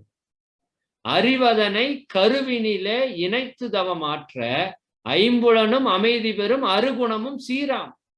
அறிவு தன் விழிப்பு நிலை பிறளாத தெளிவில் ஐந்து பெரும் பழி செயல்கள் விளைய வழி ஏது. அறிவு தன் விழிப்பு நிலை பிறலாத தெளிவில் 5 பெரும் பழிச்செயல்கள் விளைய வழி ஏது. அறிவு உயிரில் ஆழ்ந்து ஒடுங்கி மேலும் ஆழ்ந்து ஒடுங்கி துரியம் நிற்க முன்வினைகள் போமே. அறிவு துரியாதீதம் நிற்க நிற்க ஆதியாம் மெய்ப்பொருளாம் அரும்பிறவி தொடரேன்னு முடிப்பார். புரியுதா? அப்ப அருகுண சீரமைப்புன்னு பண்ணிட்டு இருக்கமே, இங்க செஞ்சாலே அது நடக்குமானா நடக்கும் அப்படிங்கிறது மகிழ்ச்சியோட டிக்ளரேஷன். ஆக்கினையில தியானம் பண்ணாலே அருகுண சீரமைப்பு நிகழும். ஏன்னா நம்ம அருகுணத்தினுடைய வேறு அறுக்கணும்னா அன்பினுடைய சக்தி நமக்கு வேணும். நீங்க கருதவத்தில் எங்க போய் நம்ம நிக்கிறோம்? ஆக்னையில் நான் என்னோட உணர்வு எப்படி இருக்குன்னா, ஆக்னைக்குள்ள போய் சுத்தவெளிக்குள்ள நிக்கிற மாதிரி தான் என்னோட உணர்வு இருக்கு. எனக்கு என்னோட எக்ஸ்பீரியன்ஸ்ல நான் பார்க்கிற விஷயங்கள். அப்ப ஆக்னையினுடைய மையத்துல சுத்தவெளி இருக்குன்னா, நான் சுத்தவெளி கூட இணையறேன்னா சுத்தவெளியோட தன்மை என்னோட தன்மையா மாறணுமா இல்லையா? துரியாதீத தவத்துல நடக்கிறதே தானே ஆக்கினையிலே நடக்குது. இன்னும் மங்கையமா நடத்தினாங்கன்னா வேற லெவல்ல இருக்கும் அந்த மெடிடேஷன். நமக்கு அது இப்படி நடத்துறதுக்கு இன்னும் இறைவன் அருள் கொடுக்கல. இதை நம்ம அறிவு கட்டி ஓடிட்டு இருக்கு. இன்னும் நண்பனையே வந்திருக்காங்க, அவங்க இன்னும் டீப்பா கூட்டிட்டு போவாங்க. அவர் கருமையத்திலே இறையுணர்வெல்லாம் பெற வச்சவர் தான். அதெல்லாம் நிறைய நம்ம சாதனை மார்க்கத்துல பண்ணியிருக்கோம். அப்ப இந்த ஆக்கினை தியானம் ஆகாமிய கர்மத்தை நீக்கும்னு சொல்றேன். அப்ப நம்மளோட இலக்கு என்னங்க? ஆக்கினை 24 hours அவேர்னஸ் இருக்கணும். நெற்றி கண் ஓப்பன்லயே இருக்கணும். இந்த கண் திறந்திருக்கிட்ட மூடிட்டு என்னமோ பண்ணுங்க. நீங்க தூங்குங்க, விழிச்சிருங்க. இந்த கண் எப்பவும் அவேர்னஸா இருக்கணும். எனக்கு பொறுத்த வரைக்கும் நான் வச்சிருக்கிற இலக்கு என்னன்னா, இப்போ நான் வச்சிருக்கிற இலக்கு என்னன்னா, இது 24 hours ஆக்டிவேஷன் ஆகாம துரியத்துக்கு கூட போகக்கூடாது. நான் உங்களுக்காக நான் போட்டிருக்கிறது வார ஒரு சார்ட் அப்படிங்கிற மாதிரி போட்டிருக்கேன். ஏன்னா 1 year பண்ணா உங்களுக்கு எப்படி இருக்குன்னு எனக்கு தெரியல. எனக்கு நான் வச்சிருக்கிற இலக்கு என்னன்னா, இது 24 hours நிக்காம, சரியானுங்களா? இதுல பிரச்சனையானா சாந்திக்கு போறது, இல்லாட்டி இங்க வந்து நிக்கிறது. நீங்க என்ன தவம் பண்ணாலும் அங்கதான் தவம் பண்றது. நான் வச்சிருக்கிற ஒரு இலக்கு. ஏன்னா இது என்ன உண்டு இல்லைன்னு பார்க்கணும்ல. ஆக்கினையே வராம 1000 தவத்தை கத்துக்கிட்டு என்ன பிரயோஜனம்? அஸ்திவாரம் பில்டிங்கோட பேஸ்மெண்டே இல்ல. நாம தீட்சை கொடுக்கறப்பெல்லாம் சொல்றது உண்டு, இது உங்களுக்கு ஆன்மீகத்துக்கு அஸ்திவாரம். பில்டிங் கட்டுறதுக்கு அஸ்திவாரம் அவ்வளவு ஸ்ட்ராங்கா போடுறீங்க. 4 மாடி கட்டினாலும் உழுவக்கூடாதுன்னு போடுறீங்க. 10 அடி ஆழத்துக்கு தோண்டி போடுறீங்க. இறைவனை உணர்வதற்கு அஸ்திவாரம் இது. இந்த அஸ்திவாரம் போட்டாதான் பில்டிங் கட்ட முடியும். அஸ்திவாரமே ஸ்ட்ராங் இல்ல, பில்டிங் கட்டி கட்டி விழுந்துரும், பிரயோஜனம் இருக்காது. புரியுதா இல்லைங்களா? அப்ப இதை நம்ம ஸ்ட்ராங் பண்ணியே ஆகணும். இதுல ஸ்ட்ராங் பண்ணாலே எல்லாமே வந்துடும். நினைத்ததை செய்யக்கூடிய ஆற்றலும் வரும், தேவையற்றதை விடக்கூடிய சக்தியும் வரும். இது ஆக்னிக்கு இருக்கிற ஒரு மிகப்பெரிய பவர். நினைத்ததை செய்யக்கூடிய வலிமை. புரியுதா? அல்லதை தவிர்த்து, நேற்று ஐயா சொன்னாங்கல்ல, அல்லதை தவிர்த்து நல்லதை செய்யக்கூடிய சக்தி நம்ம ஆக்னிக்கு இருக்கு, நெற்றிக்கனுக்கு இருக்கு. அதனாலதான் சொல்லுவாங்க இல்லையா, நல்ல ஒரு டயலாக், நெற்றிக்கண் திறப்பினும் குற்றம் குற்றமே. அதுக்கெல்லாம் அங்க மாற்று கருத்துக்கெல்லாம் ஒண்ணும் கிடையாது. நீ யாரா வேணா இருந்துக்கோ, சரிங்களா? அதுல தவறுனா தவறுதான். ஆக்கினைக்கு இன்னும் அதுக்கு பேர் வரிசையா பார்த்தா அது பல மணி நேரம் பேசலாம். ஆக்கினைனா கட்டளைன்னு பேரு, ஆர்டர். சரிங்களா? அதுல போட்டா அது ஆர்டர் தான். அது சொன்னாதான் அதை இயங்கணும். நம்ம அதை ஆக்டிவேஷன் பண்ணிட்டு போக வேண்டியதானே. சரிங்களா? குதிரை ஓட்டுற யாரு?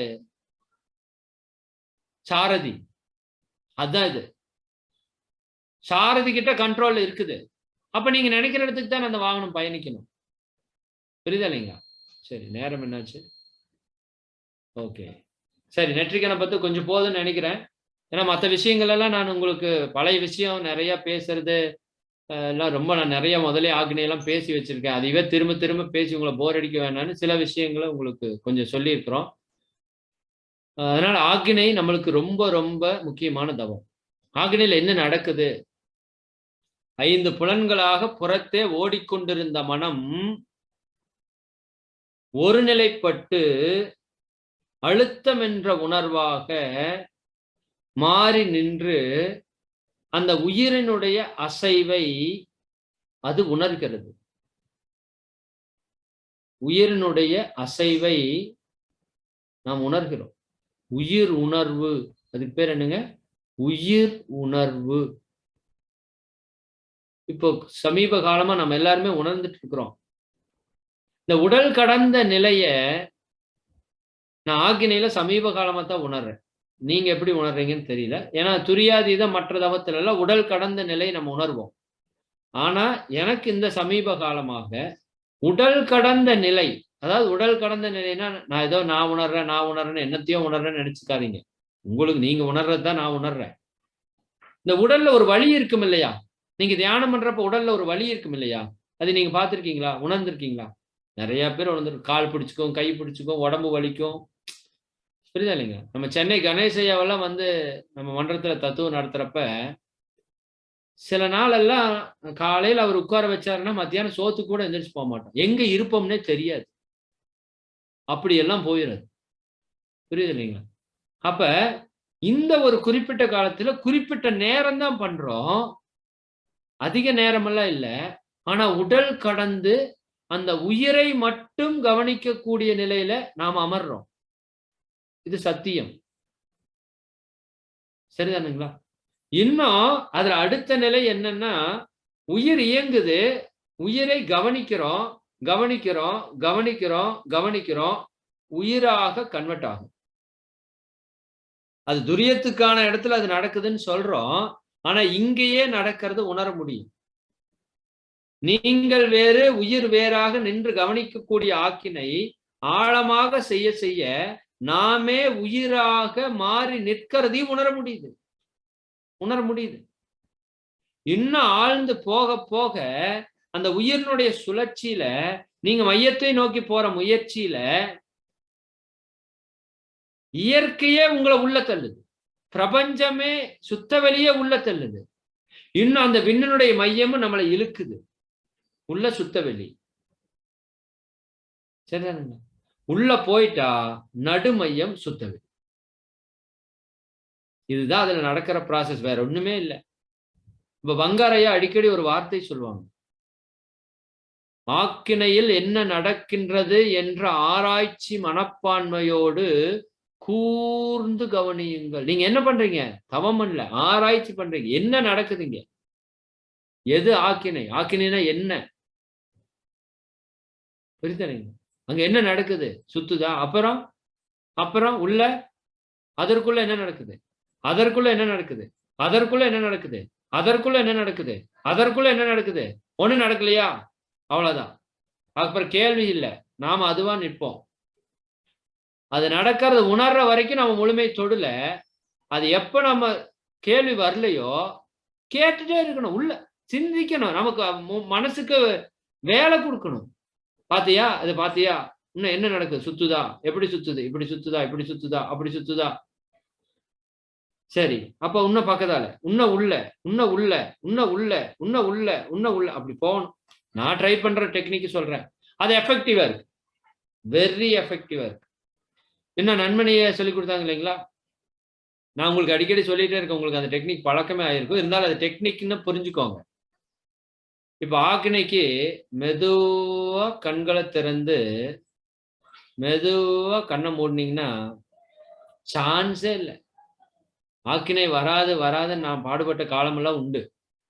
ஆனா போன சாதனை மார்க்கத்துல ஐயா அந்த டெக்னிக் சொல்லி கொடுத்தாங்க. ஆக்கினை இப்படி வரும். இப்படிதான் வருது எனக்கு. எந்த மனோ சூழல்ல வேணா உட்காந்துக்கோங்க. எப்படி வேணா இருங்க. சரிதானுங்களா? ஆக்கினை வரலைன்னு ஒரு ஆள் சொன்னா இதை மட்டும் பயன்படுத்து. கண்ணை மெதுவா தரங்க. மொத்த காந்த சக்தி வெளியே போகும். கண்ணுல 83% போகுது. கண்ணை மூடினீங்கன்னா 83% அப்படி போய் நிற்கும் ஆக்கினையில. செக் பண்ணி பார்த்துட்டு சொல்லுங்க. நான் பலர்கிட்ட சொல்லி சக்சஸ் தான். பலர்கிட்ட நான் சொல்லிட்டேன். தவம் வரலைன்னு சொன்னா ஒரே டெக்னிக். இன்னும் துரியத்துக்கு நான் அதை யூஸ் பண்ணி பார்க்குறேன். நல்லா தான் டெக்னிக்கா இருக்கு. கண்ணை திறந்தா மொத்த காந்தம் வெளியே போகுது. கண்ணை மூடி அங்க கவனிச்சா மொத்த சக்தியும் அங்க இறங்குது ஆக்கினையில. அப்படியே உணர்வு கிடைக்குது. இது தியான யுக்தியில நம்பர் 1 யுக்தியை நான் வச்சிருக்கேன். புரியுதா இல்லைங்களா? 2வது யுக்தி என்னன்னா, சில யுக்திகளை சொல்லி முடிச்சிருவோம். முதல் யுக்தி உங்களுக்கு தியானம் ஆக்கினை நல்லா செம்மையா வரணும்னா ஃபர்ஸ்ட் அது அங்கே இங்கேயும் ஓடிட்டு இருக்கு, மனசு ஏதாவது பண்ணிட்டு இருக்குன்னா மெதுவா கண்களை திறந்து மெதுவா கண்களை மூடி ஆக்கினையில மட்டும் கவனிங்க. இம்மிடியட்டா ரிசல்ட் இருக்கு. நான் ரிசல்ட் பார்த்ததுங்காட்டி நான் சொல்றேன். இரண்டாவது, தாமோதரன் ஐயா ஒரு டெக்னிக் சொல்லி கொடுத்தாங்க. இந்த இடத்துல மூச்சை உள்ளிழுக்கிறது, இந்த இடத்துல மூச்சை வெளிவிடுறது. சரிங்களா?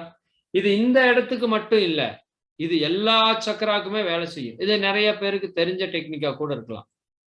மூக்குல இங்கதானே காத்து உள்ள போகுது, இங்கதான் வெளியே வருது. இது எங்க வேணா பாவிக்க முடியும். காயகல்பத்துல ஓஜஸ் தூக்கி எங்க வேணா உள்ள விடுறோமா, அந்த மாதிரி இந்த இடத்துல மூச்சை இழுக்கணும். கண்ணை மூடி இழுங்க பார்ப்போம். கண்ணை மூடிக்கோங்க. ஆக்னை நினைங்க.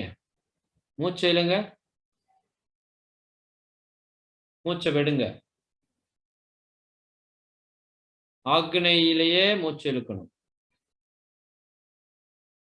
ஆக்னையிலேயே மூச்சு விடுங்க,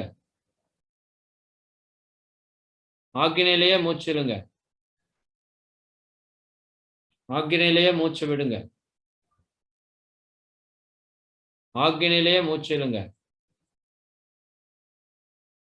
அங்கேயே நிறுத்துங்க.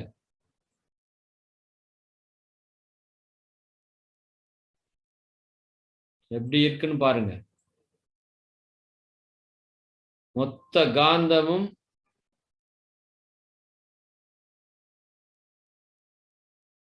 இந்த வார்த்தை என்ன சொல்றேன்னு தெரியல, குவிந்து நிற்கிறத உங்களால உணர முடியும். சரிதானுங்களா? குவிந்து அப்படியே வெயிட்டா நிற்கும், வெயிட்டேஜா இருக்கும் அந்த இடம். காந்த சக்தி திணிவு பெற்ற இடமா இருக்கும். ஏன்னா மூச்சுக்கு மனசுக்கு சம்பந்தம் இருக்கு. இது ஒரு அற்புதமான டெக்னிக். இது இந்த மையத்துக்கு இல்லை, நீங்க எந்த மையத்துக்கு வேணா யூஸ் பண்ணலாம். எந்த மையம் உங்களுக்கு வரலையோ அந்த மையத்தோட இடம் தெரிஞ்சா இடம் தெரிஞ்சு பண்ணுங்க. இடம் தெரியலன்னா டச் பண்ணி பாருங்க. அந்த இடத்த டச் பண்ணிக்கோங்க. ஒன்றும் பெருசா வரல இல்லை. சரிங்களா? நல்ல ஒரு அழுத்தம் கொடுத்து எடுத்து அந்த இடம் உணர்வு இருந்தா அந்த இடத்துல வைங்க. புரியுதுங்களா? இல்ல அந்த இடம் உணர்வு அழுத்தம் கொடுத்தா வரலைன்னா கையை வச்சுட்டே இழுங்கன்ற 10 முறை செய்யுங்க. ஏன் அந்த கிளாண்ட் ஆக்டிவேஷன் ஆகலைன்னு நம்ம பார்ப்போம். சரிதாங்களா? மிக அற்புதமான டெக்னிக். இன்னொரு டெக்னிக் சொல்றேன் பாருங்க. இது வந்து எல்லா தியானத்துக்கும் பொருந்தும். கபாலபதி பண்ணிட்டு மெடிடேஷன் பண்ணீங்கன்னா ஆட்டோமேட்டிக்கா தியானம் செட் ஆகும். வெரி பவர்ஃபுல்லா செட் ஆகும். நான் ஆரம்ப காலத்துல தியான போராட்டத்துல எல்லாம் இருந்தப்ப எனக்கு கை கொடுத்த மிகப்பெரிய சப்போர்ட் இந்த கபாலபதி தான். கபாலபதி மட்டும் நீங்க இதெல்லாம் நான் சொல்றேனே நல்லா நம்ப வேண்டாம். நான் செஞ்சு உணர்ந்தது நீங்க செஞ்சு பாருங்க. சரியா இருந்தா செஞ்சுக்கோங்க. சரிதானுங்களா? கபாலபதி செஞ்சுட்டு தியானம் செஞ்சா எந்த தியானம் வேணா அற்புதமா வரும். அற்புதமா வரும். நான் அதிகாலையில கூட சில நாட்கள் எனக்கு அந்த உணர்வு கிடைக்கல அப்படின்னா இம்மிடியட்டா கபாலபதி தான். இறங்கி ஒரு 20-30 கவுண்ட் கண்டினியூவா அடிச்சுட்டு உட்கார்ந்தீங்கன்னா அது உங்களை வேற லெவலுக்கு கூட்டிட்டு போயிடும். சரிதானுங்களா? அதற்கப்புறம் ஆமை பயிற்சின்னு ஒண்ணு பார்த்திருக்கீங்களா? சேம் நியரர் கபாலபதி மாதிரி தான் இருக்கும். ஓஜஸ் அந்த மாதிரி ரிலேட்டடில் இருக்கும். ஆமை பயிற்சி தெரியுமா உங்களுக்கு? அது ஒரு நாள் உங்க எல்லாருக்குமே சொல்லிக் கொடுக்கணும். தைராய்டுக்காக சொல்லிக் கொடுக்குற ஒரு பயிற்சி. நீங்க அருளதி பயிற்சி எல்லாம் போனீங்கன்னா அது கத்துருக்கலாம். சரி, கையை கோர்த்து வச்சுட்டு நல்லா மூச்சை விட்டுட்டு கீழே வச்சுக்கணும்.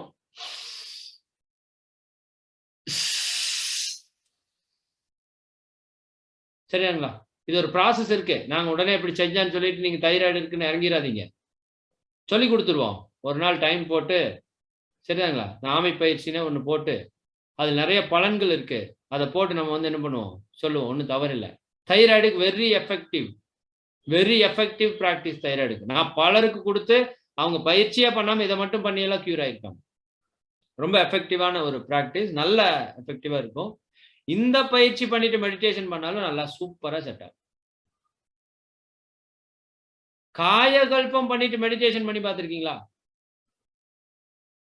சரிங்களா?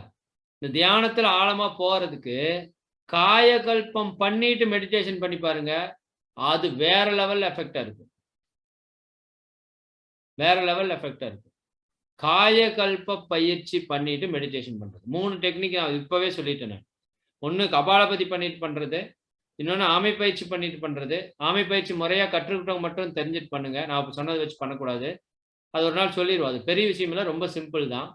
அதே போல காயகல்ப பயிற்சி பண்ணிட்டு நான் இப்படி பண்றது என்னோட வழக்கம். ஆக்னை மெடிடேஷன் வச்சுக்கோங்க, வரலன்னு வச்சுக்கோங்க. என்ன பண்ணுவேன்னா கண்ணை மூடி 10 அஸ்வினி புத்திரை போட்டு ஓஜஸை தூக்கி நீங்க எங்க விடுவீங்க? உடல் முழுவதான விட்டு பார்த்துருக்கோம். ஆக்கினையில கொண்டு போய் பிட்யூட்டரியில விட்டுருவோம். நான் பண்ற டெக்னிக் நீங்க பண்ணி பாருங்க. நல்ல ரிசல்ட் இருக்கு. No side effect. சும்மா சக்கரா அப்படி வேலை செய்யும். ஃபயரிங்கா வேலை செய்யும் சக்கரா. சரிங்களா? மொத்த உயிர் சக்தியும் கொண்டு போய் உங்க ஆக்கினையில இறக்குனீங்கன்னா அது அப்படியே பயங்கர பவர்ஃபுல்லா வேலை செய்யும் ஆக்கினை சக்கரா. துரியத்துக்கு இது நம்ம நிறைய பயன்படுத்தி இருக்கிறோம். சரிங்களா? அப்புறம் ரொம்ப முக்கியம் சாப்பாடு. சாப்பாடு வயிற்றுல இருக்கிறப்ப தியானம் பண்ணாதீங்க. தியானம் வராது. ரொம்ப முக்கியமான கண்டிஷன். சாப்பாடு வயிற்றுல இருக்கிறப்ப எந்த யோக பயிற்சியுமே பண்ணக்கூடாது. சாந்தி யோகம் பண்ணலாம், வஜ்ராசனம் பண்ணலாம், வேற எதுவும் பண்ணக்கூடாது. உணவினுடைய அளவை நீங்க குறைக்க குறைக்க தியான அளவு அதிகரிக்கும். உணவினுடைய அளவு அதிகரிக்க அதிகரிக்க தியானத்தினுடைய அளவு குறையும். இந்த ரெண்டையும் மனசில் வச்சுக்கோங்க. நம்ம எந்த அளவுக்கு இன்னும் ருசிக்கு ஆட்பட்டு வயிற்ற போட்டு நிரப்பி நப்பி டம்ப் பண்ணி அடைக்கிறோமோ, இன்றளவுக்குமே நான் ஏதாவது ஒரு நாள் அதிகமா உணவு எடுத்துட்டேன்னா அந்த அன்னைக்கு பெரிய தியான பாதிப்பை நான் பார்க்கிறேன். இப்பவுமே சொல்றேன் நான். எப்பவுமே அதுதான். இப்போ என்ன எப்ப வேணா யாரா இருந்தா என்ன, நீங்களா இருந்தானே நானா இருந்தா என்ன. சரிதானுங்களா? உங்க உடல் பசி உணர்வுல இருக்கிறப்ப தியானம் பண்ணீங்கன்னா அபரிமிதமான தியானம் வரும். அபரிமிதமான தியானம் வரும். பசி உணர்வுல இருக்கிறப்ப நீங்க தியானம் பண்ணி பாருங்க. அதுக்கு நீங்க பசிக்கிறப்ப எல்லாம் சாப்பிடாம தியானம் பண்ணுங்கன்னு சொல்லல. கொஞ்சமாவது வயிறு எம்டினஸ் இருக்கணுங்கிற. புரியுதா இல்லைங்களா? இப்ப மாலையில் நம்ம தியானம் பண்றோம்னா மதியானம் நீங்க 1 மணி அப்படியெல்லாம் சாப்பிடணும். இந்நேரத்தில் உங்களுக்கு லைட்டா பசி உணர்வு வரணும். ஒரு 7 மணி 7:30 சாப்பிடுற மாதிரி. அந்த உணர்வோட தியானம் பண்ணீங்கன்னா அற்புதமா தியானம் வரும். அற்புதமா தியானம் வரும். இன்னும் ரொம்ப இதெல்லாம் உங்களுக்கு தெரிஞ்ச டெக்னிக் தான். ஆனா எவ்வளவு பேர் ஃபாலோ பண்றீங்கன்னு தெரியல. ரிலாக்ஸேஷன் பண்ணிட்டு மெடிடேஷன் பண்ணிருக்கீங்களா? நிறைய பேருக்கு அந்த அனுபவம் இருக்கும். அப்புறம் ஏன் மெடிடேஷன் பண்றது வரலைன்னா ரிலாக்ஸேஷன் பண்ணாம இருக்கீங்க? என் லைஃப்ல மறக்க முடியாத அனுபவ தியானங்கள் எல்லாம் ரிலாக்ஸேஷனுக்கு அப்புறம் வந்ததுல நான் அனுபவிச்சிருக்கிறேன். புரியுதா இல்லைங்களா? அப்ப அந்த ரிலாக்ஸேஷன் எனக்கு ஒரு பெரிய வரப்பிரசாதமா எனக்கு தெரியுது. ஆனா நிறைய பேர் எவ்வளவு அதிக வரப்பிரசாதமா பயன்படுத்துறோம்னு எனக்கு தெரியல. புரியுதா இல்லைங்களா? ரிலாக்ஸேஷன் மகரிஷி போட்டது மட்டும் பண்ணிட்டு எந்திரிச்சு உட்கார்ந்து சொன்னா சக்கரா நீங்க எங்க சொல்றீங்களோ அங்க போகும். எங்க சொன்னாலும் அது போகும். வாய்ப்பே கிடையாது. அப்படி போகும். மிதக்க விடும் அதுவே. துரியாதீதத்துக்கு அதுவே கூட்டிட்டு போகும்.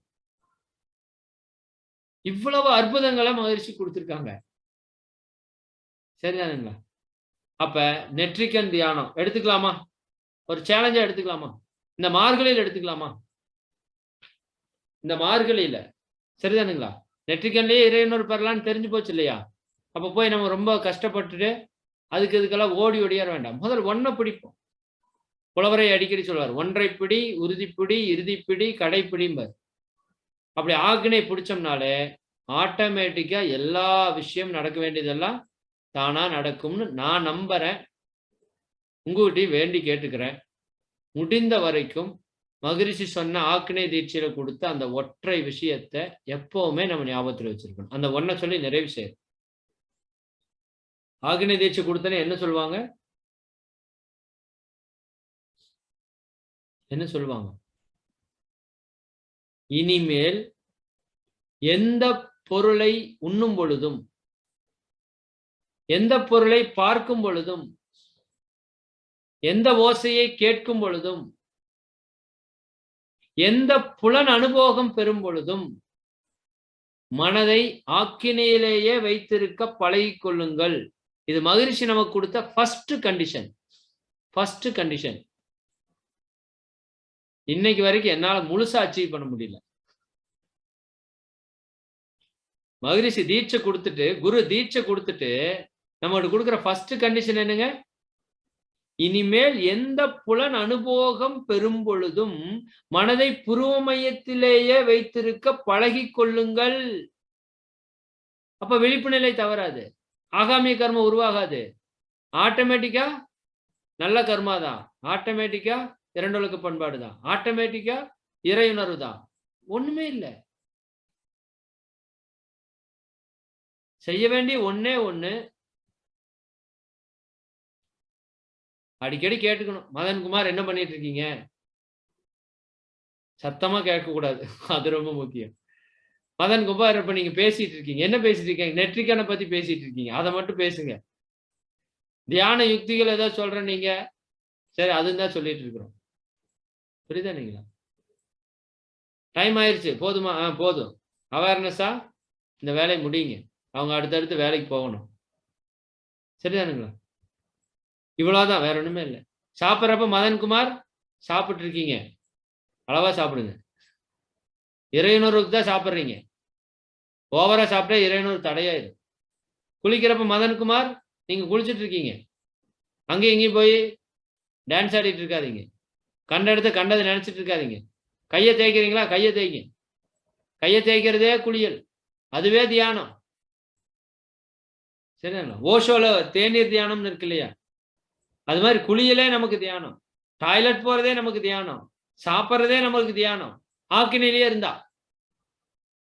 ஆக்கினையில காலையில 1/2 மணி நேரம், சாயங்காலம் 1/2 மணி நேரம் பண்றது எதுக்குன்னா, 1/2 மணி நேரம், 1/2 மணி நேரம் பண்ணிட்டு போய் நீ என்ன வேணா பண்ணிக்கன்னு சொல்றதுக்கு இல்ல. 1/2 மணி நேரம் பண்ணி தொடங்கி இருக்கிறோம். அத நீ கன்டின்யூ பண்ணு. கன்டின்யூ பண்ணு. புரியுதா இல்லைங்களா? அடிக்கடி கேளு. எழுதி ஒட்டி வச்சுக்குவோம். நான் அவேர்னஸோட இருக்கேன், விழிப்புணர்வுல இருக்கிறேன், ஆக்கினையில இருக்கேன் எழுதி ஒட்டி வச்சுக்கோங்க. ஆபீஸ்ல எழுதி ஒட்டி வச்சுக்கோங்க. அவேர்னஸோட இருக்கேன்னு. செல்போன்ல வச்சுக்கோங்க. இதையவே வச்சுக்கோங்க. நெற்றிக்கண்ணு அப்படியே வச்சுக்கோங்க. உங்க போட்டோவ போட்டு இந்த இடத்துல நெற்றிக்கண்ணு நான் அப்படிதான் போடணும்னு இருக்கேன். நேத்து போஸ்ட் தயார் பண்றப்ப அப்படித்தான் தோணுச்சு. உங்க போட்டோ போட்டு இங்க ஒரு கண்ணு ஓப்பன் ஆன மாதிரி வச்சுக்கோங்க. சரிங்களா? பார்க்குற இடத்துல எல்லாம் ஒட்டுங்க. செல்லுல அலாரம் வச்சுக்கோங்க. ரிமைண்டர் வச்சுக்கோங்க. 1 மணி நேரத்துக்கு ஒரு டைம் ரிமைண்டர் அடிக்கட்டும். புரியுதா இல்லைங்களா? எல்லா செயல் செய்யறப்ப திரும்ப திரும்ப கொண்டு வரணும். சொல்றப்ப வெறியா இருக்கும். அடுத்த 10 நாள்ல படுத்துக்கும். மறுபடியும் அப்புறம் வந்து பூஸ்டப் பண்ணணும். இந்த ஒரு விஷயத்த தயவு செஞ்சு ஆழமா புடிச்சுக்கோங்க. புரியுதா இல்லைங்களா? அப்ப நிச்சயமா நாம அந்த விழிப்பு நிலைய எய்தியே ஆகணும். அதற்கு ஒரே வழி இந்த நெற்றிக்கண் தான். புரியுதா இல்லைங்களா? நெற்றிக்கண்ண பத்தி வீடியோ போடலான்னு பார்த்தோம். சரி அத அடுத்த இதுல போடுவோம். சரிங்களா? அந்த தியான வீடியோ நீங்க எவ்வளவு பேர் பார்த்திருக்கீங்கன்னு எனக்கு தெரியல. இந்த தியான வீடியோ ஒரு நாள் உங்களுக்கெல்லாம் போடணும். அ சரி அது நேரம் வரட்டும். தியான வீடியோ எல்லாருக்கும் உங்களுக்கு YouTubeல போட்டு லிங்க் அனுப்பணும். ஆனா எவ்வளோ பேர் பார்த்திருக்கீங்கங்க அப்படிங்கிறது எனக்கு தெரியல. ஒரு நிமிஷம் அதை போட்டுறட்டுமா? போடலான்னு சொல்றவங்க ஹேண்ட் ரைஸ் பண்ணுங்க. ஒரு 5 நிமிடம். 5 மினிட்ஸ். இல்ல அடுத்த தடவ பார்த்துக்கலாம்னா அப்புறம் பார்த்துக்கலாம். ஏன்னா இது பேசுறப்பயே கையோட போட்டுவிட்டா வேலை முடிஞ்சிடும். அந்த ஃபோர்ஸ்லயே நீங்க பண்ணிக்கலாம். அது நெறைய பேரு பார்த்திருக்கீங்களான்னு தெரியல. அதுக்காக. ஓகே வெரி குட் போட்டுருவோம். இருப்பவங்களுக்கு அதிர்ஷ்டம் அவ்வளோதான். Okay done, done, done, done. இவ்வளோ பேர் இருந்தீங்கன்னா போதும். 5 மினிட்ஸ் கொஞ்சம் வெயிட் பண்ணுங்க. உங்க இப்ப ஆக்கினே வேலை செய்யும்ன்னு நான் நெனைக்கிறேன். எனக்கு பயங்கரமா ஒர்க் ஆகுது. உங்களுக்கு எப்படி இருக்குதுன்னு தெரியல. உங்களுக்கு நல்லா ஒர்க் ஆகும்னு நம்புறேன் நானு. ஓகே.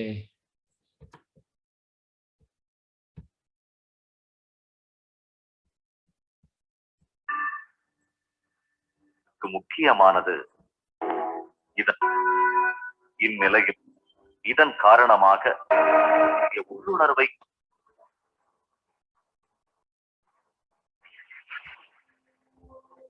ஒரே நிமிஷம் இருங்க.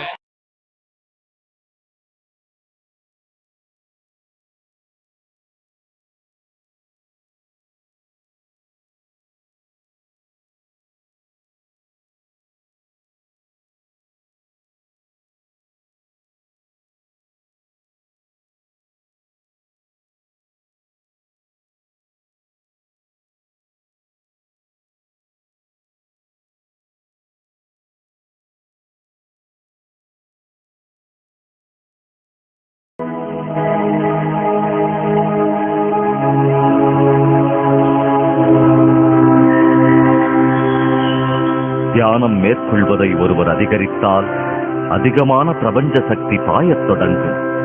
அதிக சக்தி ஞானக்கண் திறக்க வழிவகுக்கும். தியானிப்பவர்களுக்கு ஒரு மறக்க முடியாத அனுபவம் கிடைக்கப் பெறும்.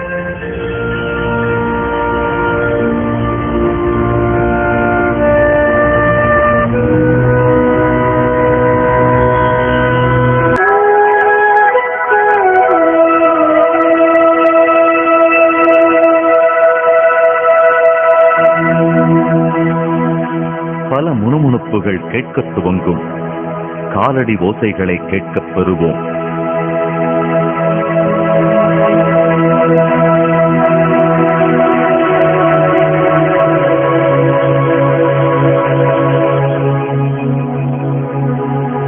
நாம் ஒரு இருட்டான சுரங்கம் வழியாக பயணிப்பதைப் போல் உணர்வோம்.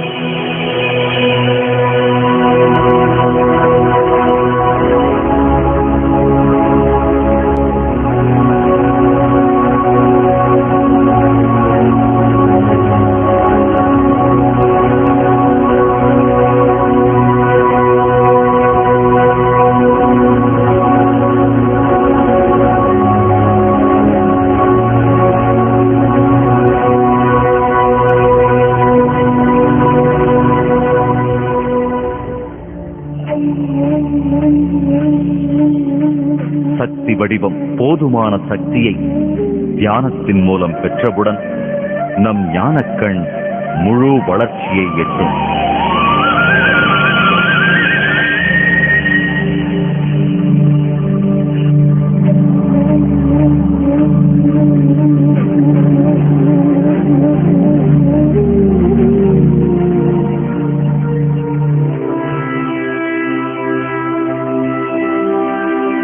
இந்த நிலையில் நாம் நம்மை சுற்றி நடப்பதையும் அடுத்த நிலையில் நடப்பதையும் தெள்ளத் தெளிவாக பார்க்கலாம். ஞானக்கண் முழுமையாக செயல்படும் நிலையில் நாம் நம் கண்கள் பார்க்கும் விஷயங்களை அதிக தெளிவுடன் காணப்பெறலாம்.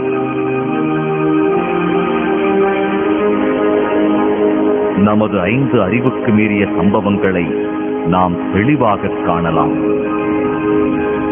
வார்த்தைகளில் அடக்க முடியாத பல புதிய விஷயங்களை நாம் உணரலாம்.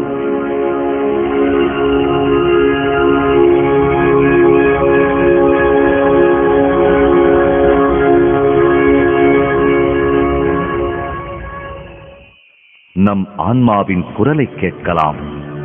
அடுத்த நிலையில் உள்ள பல ஒலி மற்றும் ஒலி கருவிகளின் ஓசையை கேட்கலாம்.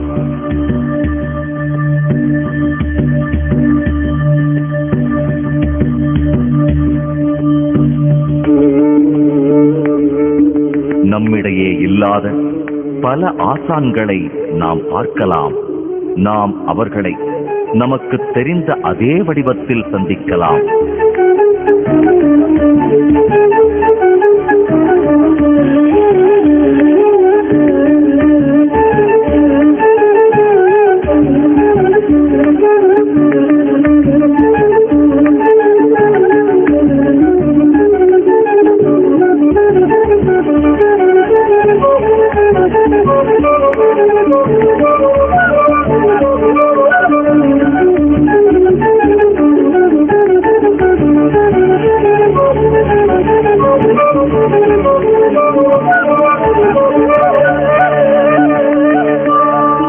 மேலும் தியானத்தின் மூலம் நம் ஆசான்களை ஒரு ஒளிவட்டமாக நாம் காணலாம்.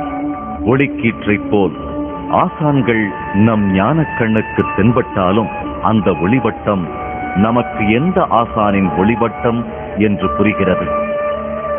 அவர்களுடைய அருள் உரைகளை கூட நம்மால் கேட்க முடியும்.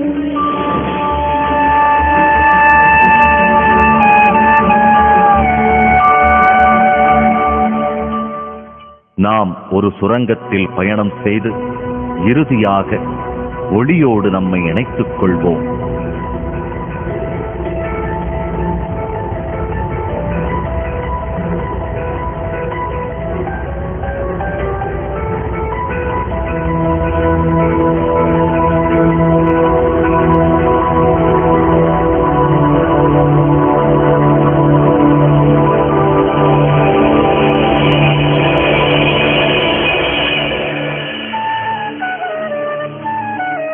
ஞானக்கண் பற்றி தெரிந்து கொண்டதால் நமக்கு நன்மைகள் சில.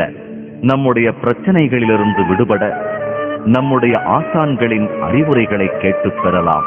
அடுத்த நிலையில் உள்ளவற்றை பார்த்தும் உணர்ந்தும் நம் கேள்விகளுக்கு விடைகள் கிடைக்கப் பெறலாம்.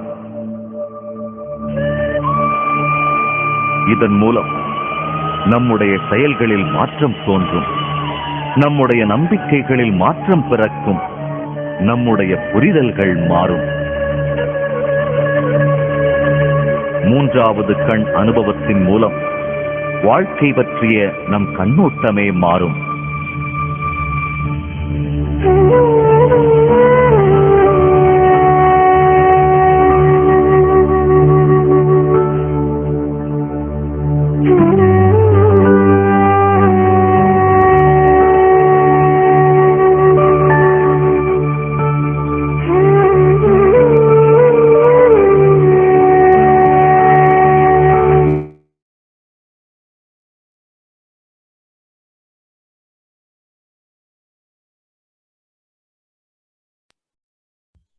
வாழ்க வளமுடன். வாழ்க வளமுடன். 1 மணி நேரம் பேசினது, சொல்லாத விஷயத்தை இந்த ஒரு 5 நிமிட வீடியோ சொல்லியிருக்கும்னு நினைக்கிறேன். இது நம்மளோட யூடியூப் சேனல்லையும் போட்டிருக்கோம். நிறைய யூடியூப் சேனல்ல ஸ்பேஸ் மெடிடேஷன் அப்படின்னு போட்டிங்கன்னா வரும். நான் அந்த லிங்க் வாய்ஸ் லோவா இருக்குங்க. வாய்ஸ் லோவா இருக்கு, சவுண்ட் குறைவா இருக்கு, கம்மியா இருக்கு. நண்பர்களே, உங்களுக்கு சவுண்ட் கம்மியா இருக்கா? இப்போ ஓகேங்கய்யா. ஓகேம்மா, சரி. நான் 1 மணி நேரம் பேசுனது உணர்த்தாதது 5 நிமிஷம் சொல்லியிருக்கும் நம்புறேன் நானு. இந்த வீடியோவோட லிங்க் இன்னைக்கு உங்களுக்கு குரூப்ல போடுறப்ப ஷேர் பண்றோம். தயவு செஞ்சு வாய்ப்பு கிடைக்கிறப்ப இது ஒரு 1 hour வீடியோ. நீங்க எல்லாருமே பாருங்க. ஒரு முறை மட்டும் பார்க்காதீங்க, பல முறை இதை பாருங்க. பார்க்க பார்க்க அந்த அனுபவம், அந்த ஞானம், அதை அடைய வேண்டிய ஒரு விருப்பம், ஆர்வம் பல மடங்கு பெருகிறத நம்மால உணர முடியும். யூடியூப் லிங்க் இன்னைக்கு எல்லா குரூப்லயும் அனுப்புறோம். சரிங்களா? மிக்க மகிழ்ச்சி. அனைவரும் அருட்பேராற்றல் கருணையினால் உடல் நலம், நீலாயுள், நிறை செல்வம், உயர்ப்புகழ், மெய்ஞானம் ஓங்கி, இறையுணர்வு, அறநெறி, கல்வி, தனம், தானியம், இளமை, வலிவு, துணிவு, நன்மக்கட்பேறு, அறிவுயர்ந்தோர் நட்பு, அன்புடைமை, அகத்தவம், அழகு, புகழ், மனித மதிப்புணர்ந்து ஒழுகும் பண்பு, பொறையுடைமை எனும் பேறு 16 பெற்று பெருவாழ்வு வாழ்வோம். வாழ்க வளமுடன். வாழ்க வளமுடன். வாழ்க வளமுடன். வாழ்க வளமுடன். அன்பர்கள் அனைவருக்கும் நன்றி, மிக்க நன்றி. இப்பொழுது ஒரே ஒரு முக்கியமான அறிவிப்பு. நாளைக்கு நீங்க திங்கள், செவ்வாய், புதன், வியாழன் எப்பவுமே வச்சுக்கோங்க.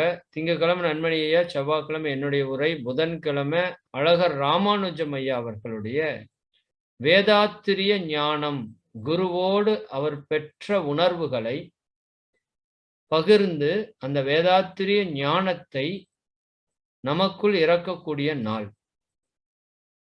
நாளைக்கு அழகர் ஐயா நம்மளுக்கு தொடர்ந்து வர்றாங்க. அன்பர்கள் இந்த வாய்ப்பை நல்லா பயன்படுத்திக்கோங்க. யூடியூப்ல கேட்கறது அதெல்லாம் நிச்சயமா சத்தியமா பெருசா நடக்காத வேலை. ஏன்னா அவரோட ஊருப்பட்ட ஸ்பீச் யூடியூப்ல இருக்கு. நம்ம எவ்வளவு பேர் உட்கார்ந்து கேட்டிருக்கிறோம்னா வாய்ப்பே கிடையாது. எந்த ஒன்றையுமே அந்த க்ஷணத்துல உணர்ந்தா தான் நமக்கு அது பலன். இறைவனா பார்த்து இந்த 2 மாதம் சொன்னதுல பல ஞான பேராசிரியர்கள் நம்மோட இணைச்சிருக்காங்க. வியாழக்கிழமை பார்த்தீங்கன்னா அது ஒரு பெரிய ட்ராக்கு. ஏஎஸ் ராதாகிருஷ்ண அவர்கள், ஞான ரிஷி அவர்களுடைய யோக வாழ்வு. இந்த வாய்ப்பை நம்ம நல்லா பயன்படுத்திக்கணும்.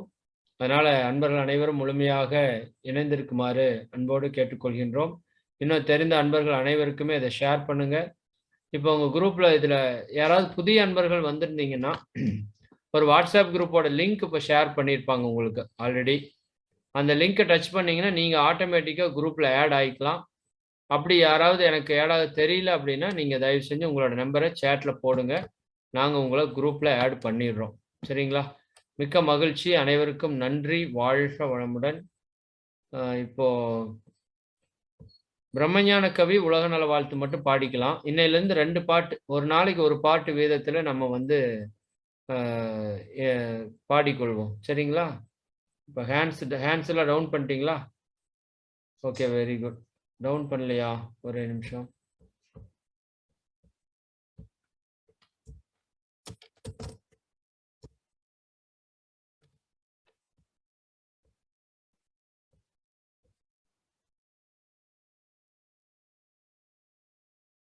ஓகே, பாட்டு பாட விருப்பம் இருக்கிறவங்க மட்டும் ஹேண்ட் ரைஸ் பண்ணுங்கம்மா.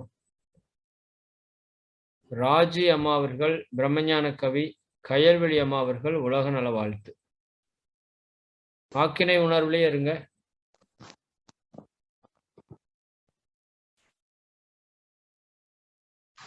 கயல்வெளி அம்மா பிரம்மஞான பாடல் பாடுங்க.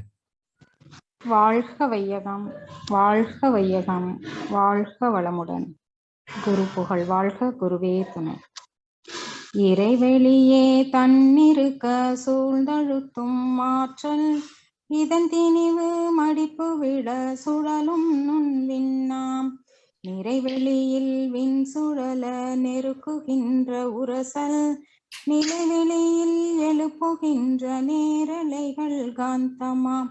மறைபொருளாம் காந்தம் தன் மாத்திரைகள் ஐவகை, மலைக்காதீர்வின் கூட்டம் மாபூதம் ஐந்துமாம்.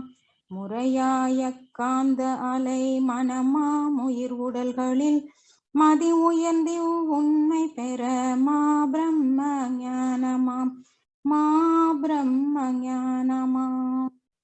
வாழ்க வளமுடன். வாழ்க வளமுடன்மா. மிக்க நன்றி. மோட்டோ G5+ உலக நல வாழ்த்து. வாழ்க வையகம், வாழ்க வையகம், வாழ்க வளமுடன். உலகமெல்லாம் பருவமழை ஒத்தபடி பெய்யட்டும், உழவரெல்லாம் தானியத்தை உவப்புடனே பெருக்கட்டும், பல தொழில்கள் புரிகின்ற பாட்டாளி உயரட்டும், பகுத்துணர்வில் தொகுத்துணர்வு பண்பாட்டை உயர்த்தட்டும், கலகங்கள் போட்டி பகை கடந்தாட்சி நடக்கட்டும், கல்லாமை கடன் வறுமை களங்கங்கள் மறையட்டும், நலவாழ்வை அளிக்கும் மெய் ஞான ஒளி வீசட்டும், நம் கடமை அறவாழ்வின் நாட்டத்தே சிறக்கட்டும், நம் கடமை அறவாழ்வின் நாட்டத்தே சிறக்கட்டும். வாழ்க வையகம், வாழ்க வையகம், வாழ்க வளமுடன். வாழ்க வளமுடன் ஐயா, வாழ்க வளமுடன். வாழ்க வளமுடன்மா. மிக்க நன்றி, மிக்க நன்றி. அன்பர்களே, வேற ஏதாவது ஆலோசனைகள், கருத்துக்கள் ஏதாவது இருந்தா இப்ப சிறிது நேரம் நம்ம பகிர்ந்து கொள்ளலாம்.